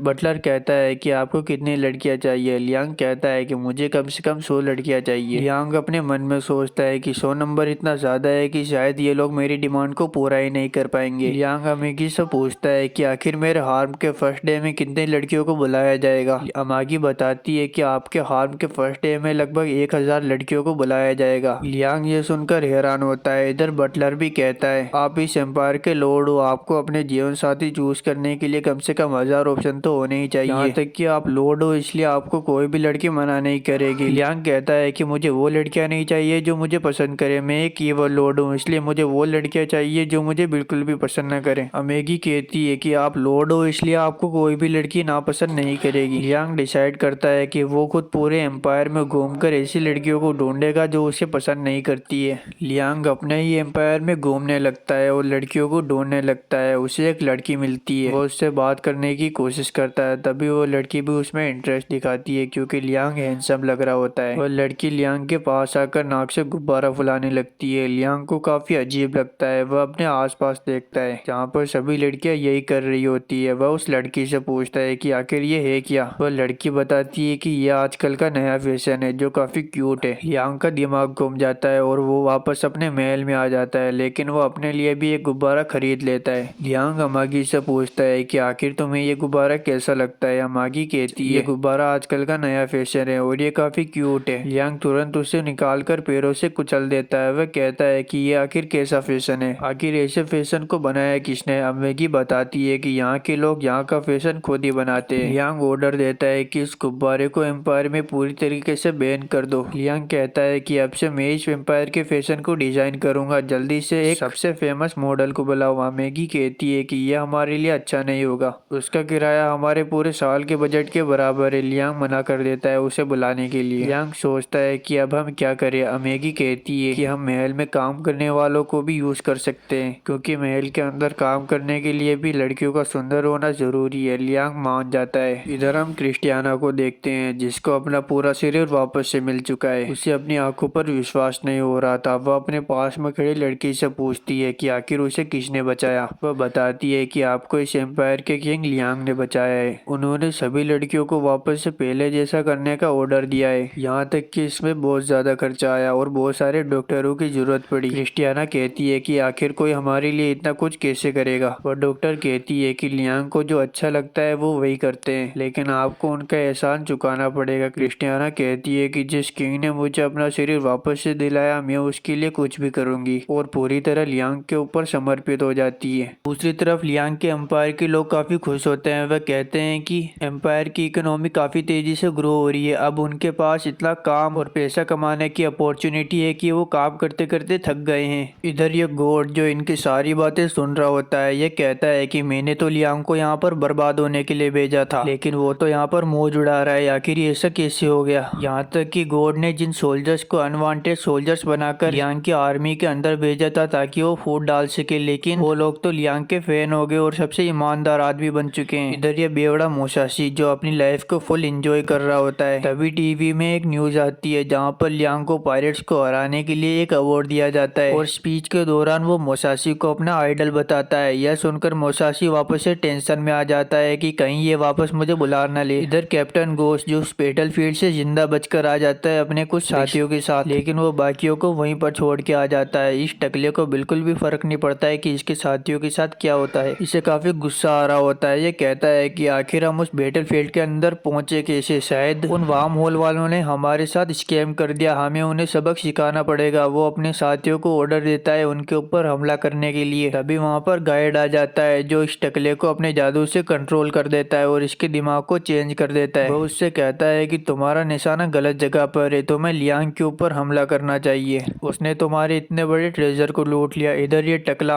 अपने ऑर्डर को चेंज करते हुए अपने साथियों से कहता है जल्दी पूरी आर्मी को तैयार करके बेनफील्ड टेरिटरी के ऊपर हमला करो। गॉड के काम होते ही वो वहाँ से चला जाता है। इधर लियांग जो ब्रेकफास्ट कर रहा होता है, सभी एआई मेट्स उसकी खातिरदारी में लगी हुई होती है, लेकिन लियांग के मन में तो अभी भी ईवल लॉर्ड बनने का भूत सवार होता है। वह सोचता है कि ईवल लॉर्ड तो इतना सारा मीट खाता है, मुझे भी मीट खाना चाहिए, लेकिन वो अपनी अजीबोगरीब हरकतें करने के बावजूद भी सेटिस्फाइड नहीं होता। इधर मैगी लियांग को देखकर सोचती है कि शायद वो सुंदर लड़कियों से अपनी खातिरदारी करवाना चाहता है, इसलिए वो लियांग से कहती है कि मैं हार्म की लिस्ट से कुछ लड़कियों को बुलवा लूं। लियांग अमेगी से कहता है कि लड़कियों को बुलवाने से तुम्हें कुछ फर्क पड़ेगा या फिर नहीं। अमेगी कहती है कि उसे भला क्या फर्क पड़ेगा, लेकिन लियांग कहता है कि मुझे लड़कियों की जरूरत नहीं, मेरे पास अमेगी है। अमेगी कहती है कि आप जो कह रहे हो वो मैं समझती हूँ, लेकिन मैं सिर्फ एक रोबोट हूँ, आपको वंश आगे बढ़ाने के लिए किसी न किसी लड़की को तो चुनना पड़ेगा। इधर लियांग अमेगी की बातों से सेटिस्फाइड नहीं होता क्योंकि वो अमेगी से कुछ और ही एक्सपेक्ट कर रहा होता है। लियांग लड़कियों के लिए मना कर देता है। अब थोड़ी देर बाद अमेगी लियांग को पूरे साल की इकोनॉमिक रिपोर्ट बताती है। वह कहती है कि हमने जो पायरेट से खजाना लूटा था उससे हमने लोन का बड़ा हिस्सा चुका दिया है, हमारी इकोनॉमी भी काफी तेजी से बूस्ट कर रही है और कुछ को इन्वेस्ट भी कर दिया है। वह लियांग से पूछती है कि क्या आप खुश हैं? लियांग कहता है कि हाँ मैं खुश हूँ क्योंकि सब कुछ उसी के मुताबिक चल रहा है। यह दोनों आपस में बात कर ही रहे होते हैं, तभी वहाँ पर बटलर आ जाता है। वह लियांग से कहता है कि पायरेट्स ने युद्ध की खुली चुनौती दी है, वो सभी सोलर सिस्टम के किनारे पर इकट्ठा हो रहे हैं। लियांग कहता है पायरेट्स तो डरपोक है, वो भला खुली चुनौती कैसे दे सकते हैं? अमेगी कहती है कि जरूर वो पायरेट्स रिवेंज लेना चाहते हैं और वो आगे से हमें तैयारी का मौका दे रहे हैं, इसका मतलब उन्हें अपने आप पर काफी भरोसा है। लियांग ये सुनकर थोड़ा सा टेंशन में होता है। बटलर जल्दी से अर्जेंट मीटिंग बुलाता है। मीटिंग के दौरान बटलर पायरेट्स के बारे में बताता है कि उनका लीडर है कैप्टन गोस्ट, ये इतना खतरनाक है कि एम्पायर ने इसके सिर पर एक भारी लोड रखा हुआ है, यह वही है जिसका ट्रेजर हम लोगों ने लूटा था। लियांग उसके बारे में और पूछता है। बटलर बताता है कि उसने एक शर्त भी रखी है, हम लोगों ने जो ट्रेजर उससे लूटा था हमें सूद समेत उसे वापस लौटाना पड़ेगा, और उसने कुछ सुंदर लड़कियों की भी मांग की है। जनरल कहता है कि हमें पायरेट से एक बार बात कर लेनी चाहिए क्योंकि हम उनसे जीत तो नहीं सकते। दूसरा जनरल बोलता है कि अगर हमने उनके मांग को पूरा कर दिया फिर भी ये कोई गारंटी नहीं है कि वो हम लोगों को सही सलामत छोड़ देंगे। लियांग टेंशन में आता है। वह अमागी से पूछता है कि आखिर हमारे जीतने के कितने चांसेस है। अमागी बताती है कि उनके पास लगभग 30,000 पायरेट शिप्स है और हमारे पास केवल 5,000 है, और देखा जाए तो हमारे जीतने के चांसेस सिर्फ 1.4% है। यह सुनकर लियांग और भी टेंशन में आ जाता है। इधर बटलर सोचता है अगर हमारा पुराना हथियार हमारी आर्मी में शामिल होता तो कितना अच्छा होता, और वो उस हथियार के बारे में लियांग को बताने ही वाला होता है। तभी अचानक से उसके आसपास की सारी चीजें थम जाती है, यानी कि समय रुक जाता है। वहाँ पर गॉड आता है। लियांग गॉड से पूछता है कि आखिर आप यहाँ पर क्यों आए हैं। गॉड बताता है उसे ने कैप्टन गोस्ट को उनके ऊपर ऊपर हमले के लिए भेजा है, लेकिन वो इस तरीके से बताता है कि वो लियांग की मदद करना चाहता है। वह लियांग से कहता है कि अगर तुमने उन लोगों को हरा दिया तो उनका सारा खजाना तुम्हारा हो जाएगा। तुमने जो पहले खजाना लूटा था वो तो बहुत कम था, असली खजाना तो इनके पास है, जिससे तुम्हारा पूरा लोन चुक जाएगा और तुम्हारी सारी मुश्किलें हल हो जाएगी। लियांग फाइट के लिए तैयार हो जाता है। गोड वापस से चला जाता है और टाइम वापस से शुरू हो जाता है। लियांग आदेश देता है कि हमारी आर्मी को जल्दी से तैयार करो, हम उन पायरेट से मुकाबला करेंगे। यहाँ पर सब शौक होते हैं क्योंकि उनके जीतने के चांसेस ही नहीं बनते। प्लेनेट की पूरी आर्मी स्पेस में फाइट के लिए तैनात हो जाती है। इधर बटलर काफी टेंशन में होता है। वह कहता है प्लेनेट की इकोनॉमी हाल ही में तो स्टेबल होना शुरू ही हुई थी और ये जंग का ऐलान हो गया। वह अमेगी से कहता है कि लड़ने का कोई फायदा नहीं, लियांग का ये फैसला बिल्कुल गलत था। अमेगी उसे बताती है कि लियांग ने बिल्कुल सही फैसला लिया है। अगर हम उनकी शर्तों को मान भी लेते तो वैसे भी पायरेट सरेंडर करने वालों को तो मार ही देते हैं, तो वो हमें क्यों ही छोड़ते। बटलर कहता है कि लेकिन तुम्ही ने तो कहा था कि जीतने का चांस सिर्फ 1.4% है।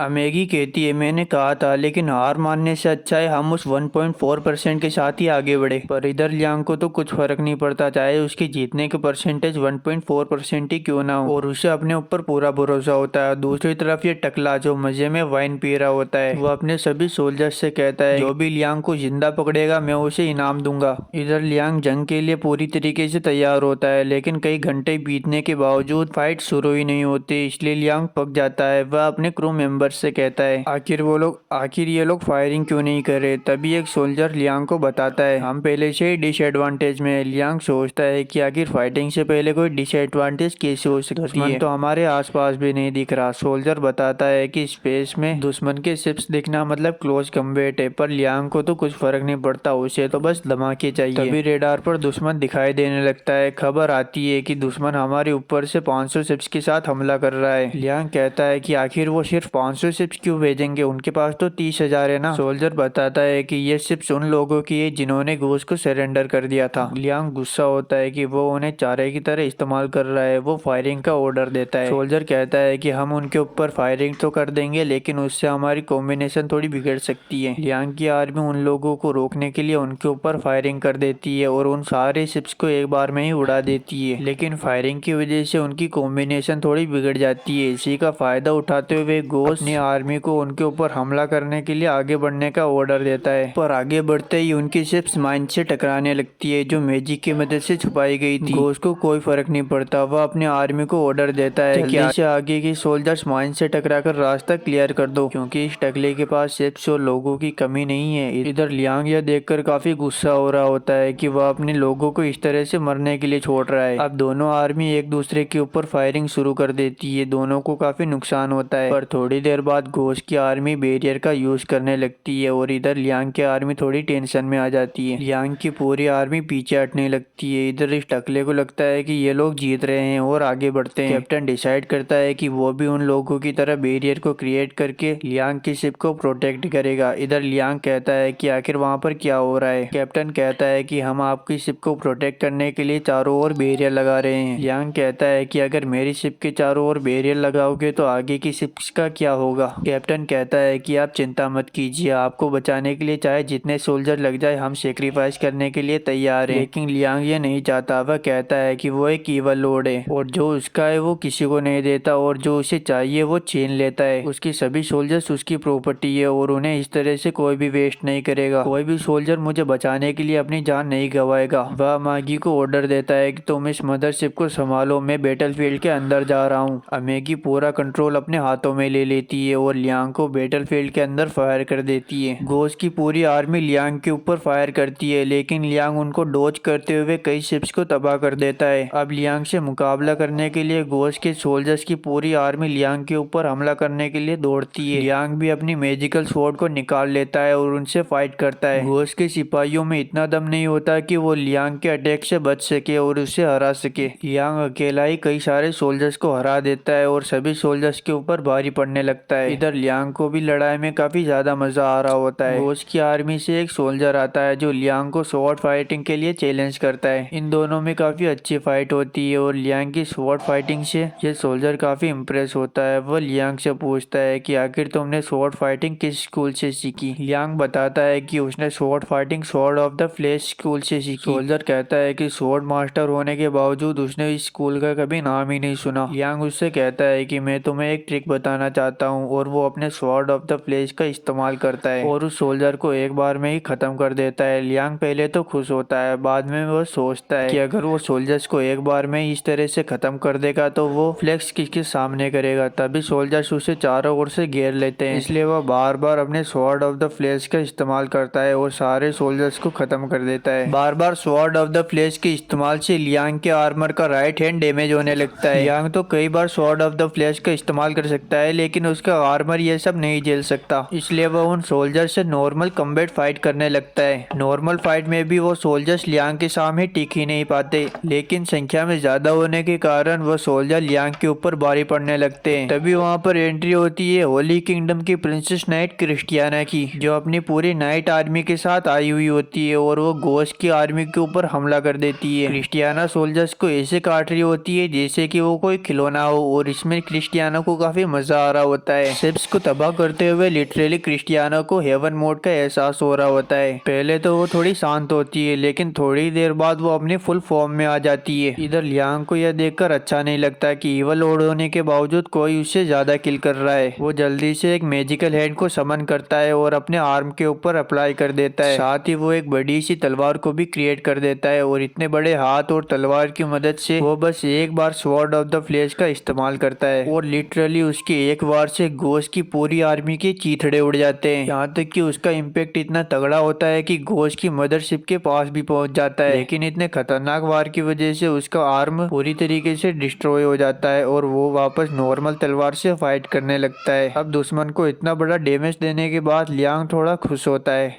लियांग की फाइटिंग स्किल को देखकर क्रिस्टियाना भी काफी इम्प्रेस होती है और उसकी फैन हो जाती है। इधर लियांग अब दुश्मन की मदरशिप के ऊपर हमला करने की कोशिश करता है। वो अपना पूरा जोर लगा देता है और लगातार फायरिंग करता है, लेकिन वो दुश्मन की मदरशिप तक पहुंच ही नहीं पाता, क्योंकि उन्होंने मदरशिप के फ्रंट में बैरियर लगाया हुआ था। वो अमेगी से कहता है कि हमें इस बैरियर का कुछ करना पड़ेगा। अमेगी डिसाइड करती है, वो अपनी पूरी आर्मी को ऑर्डर देती है कि जल्दी से सभी अपना निशाना उस बैरियर को बनाओ। जब उसमें छेद होगा तो लियांग उसमें से मदरशिप के पास पहुंच जाएगा। लियांग की पूरी आर्मी उस बैरियर के ऊपर हमला करती है, जिससे उसमें थोड़ा छेद हो जाता है। इसी का फायदा उठाते हुए लियांग उस छेद से एंटर कर जाता है और मदरशिप के पास पहुंच जाता है। घोस्ट घबराने लगता है। वो अपने कमांडर को ऑर्डर देता है, जल्दी से कुछ साथियों को वापस से चलने के लिए बोलो और बाकियों को यहीं पर मरने के लिए छोड़ दो। हालांकि घोस्ट को बैटलफील्ड से भागना शोभा नहीं देता, लेकिन अभी उसकी फटी हुई थी। लेकिन काफी देर हो जाती है। लियांग मदरशिप के पास पहुंच जाता है और उसके ऊपर लगातार हमला करने लगता है। लियांग के पीछे पीछे उसकी पूरी आर्मी भी आ जाती है, जो शिप के अंदर एंटर हो जाती है। इधर ये टकला लियांग से घबराकर स्पेसशिप से भाग रहा होता है, पर ये भागेगा कहाँ पर स्पेसशिप से ही। दूसरी तरफ इस घोड़ की फटी हुई थी कि लियांग के जीतने के चांसेस तो इतने कम थे, लेकिन फिर भी उसने घोस्ट को हरा दिया। वो लियांग की इतनी खुशी को बर्दाश्त नहीं कर सकता था, इसलिए वो रूल्स को तोड़ने का डिसाइड करता है और घोस्ट को मैजिकल पावर देने के बारे में सोचता है। इधर लियांग की आर्मी जो शिप के अंदर एंटर हो चुकी है। तभी कैप्टन को कुछ अजीब लगता है और वो छत के ऊपर फायर करता है। वहाँ पर कुछ सोल्जर्स होते हैं जो गायब होने वाले सूट का इस्तेमाल कर रहे होते हैं। यह देखकर लियांग को विश्वास हो जाता है कि घोस्ट के पास पहले से कई ज्यादा खजाना है। कुछ और सोल्जर्स उनके ऊपर हमला करने के लिए वहाँ पर आ जाते हैं। लियांग अपने सोल्जर्स को वहीं पर रुकने के लिए बोलता है और खुद आगे बढ़ने लगता है, पर अपने तलवार को निकाले बिना ही वो सारे सोल्जर्स को काट के रख देता है। लियांग बस अपने सोल्जर्स के सामने फ्लेक्स कर रहा होता है। सोल्जर्स को विश्वास नहीं होता है कि लियांग ने बिना तलवार निकाले ही उन सबको हरा दिया। लियांग अपने सोल्जर्स के साथ घोस्ट के कंट्रोल रूम तक पहुंचता है, जहाँ पर घोस्ट की आर्मी का कैप्टन होता है। वह काफी घबराया हुआ होता है। वह लियांग से कहता है कि प्लीज मुझे कुछ मत करना, मैं तो मजबूरी की वजह से घोस्ट के साथ था। वह कहता है कि मैं उस घोस्ट का साथ छोड़ चुका हूँ, मैं अब आपके साथ हूँ। यह कहकर वो लियांग के कदमों में गिर जाता है, लेकिन लियांग को यह सब पसंद नहीं आता और अगले ही पल उस आदमी की गर्दन लियांग के कदमों के नीचे होती है। दूसरी तरफ हम घोस्ट को देखते हैं जो छुप छुप कर भाग रहा होता है। तभी एक गॉड वहाँ पर आता है और घोस्ट को अपनी मैजिकल पावर देता है और उसके कान में कहता है कि जल्दी से लियांग को खत्म कर दो, और वहाँ से चला जाता है। इधर घोस्ट उस मैजिकल पावर को पाने के बाद एक राक्षस में तब्दील हो जाता है, जो काफी खतरनाक लग रहा होता है। गॉड कहता है कि अब तो लियांग इसके सामने कुछ भी नहीं कर सकता। दूसरी तरफ लियांग अपने सोल्जर्स के साथ होता है, जिसे वापस से वो ग्लोइंग डॉग दिखता है। लियांग बिना कुछ सवाल किए वापस से ग्लोइंग डॉग के पीछे चला चला जाता है। वो ग्लोइंग डॉग उसे एक कमरे के अंदर लेकर जाता है जहाँ पर कुछ एंटिक पीसेस पड़े हुए होते हैं। वहाँ पर एक तलवार भी होती है जो लियांग को काफी पसंद आती है। वह कहता है कि अब से ये तलवार मेरी है। दूसरी तरफ कैप्टन घोष जो लियांग के कुछ सोल्जर से फाइट कर रहा होता है। कोई भी सोल्जर उसके सामने टिक नहीं पाता, वो उन्हें लगातार मारता ही रहता है। वह उनसे कहता है कि मुझे तुमसे नहीं लड़ना, मुझे लियांग से लड़ना है, जल्दी उसे मेरे सामने लेकर आओ। तभी उसके पीछे लियांग की एंट्री हो जाती है। लियांग उसे देखकर बिल्कुल भी नहीं घबराता। कैप्टन घोष लियांग के ऊपर मुक्का मारता है लेकिन लियांग उसके हाथ को ही काट देता है। वो वापस से दूसरा हाथ का इस्तेमाल करता है लेकिन लियांग दूसरे हाथ को भी काट देता है। पर मैजिक की वजह से घोष के दोनों हाथ वापस से रीजनरेट होने लगते हैं। लियांग वापस से उन दोनों को काट देता है। घोष जितनी बार लियांग के ऊपर हमला करता है लियांग उतनी बार उसके टुकड़े कर देता है। थोड़ी देर फाइट चलने के बाद घोष को समझ आ जाता है कि वो लियांग को नहीं हरा सकता। लियांग उसकी छाती पर पांव रखता है। इधर घोष घबरा रहा होता है। वह लियांग से कहता है कि प्लीज मुझे मत मारो, तुम जो कहोगे वो मैं करने के लिए तैयार हूँ। लियांग अपने कैप्टन से पूछता है कि क्या मैं इसे छोड़ दूं? तो कैप्टन कहता है कि इस जैसे राक्षस को तो मर जाना ही ठीक है। तभी घोष कहता है कि अगर मैं मर जाऊंगा तो तुम्हें खजाना कौन बताएगा? लियांग कहता है कि एक काम करते हैं, तुम्हें इंपीरियल आर्मी को सौंप देते हैं, फिर तुम इनसे यह बात करना। तो कैप्टन से कहता है कि इसे इंपीरियल आर्मी को सौंप देते हैं जिससे हमें अच्छा मुनाफा होगा। कैप्टन कहता है कि आप इसे मार देंगे तो अच्छा रहेगा। लियांग कहता है कि अगर मैं इसे मार दूंगा तो मुनाफा कम मिलेगा। कैप्टन कहता है कि ऐसे लोगों को इंपीरियल आर्मी को चाहे मरा हुआ सौंपो या जिंदा, उसका प्राइज मनी सेम ही रहता है। और पल भर में लियांग उसका काम तमाम कर देता है। फाइनली लियांग उन पायरेट्स को पूरी तरीके से खत्म कर देता है और इस फाइट को जीत जाता है।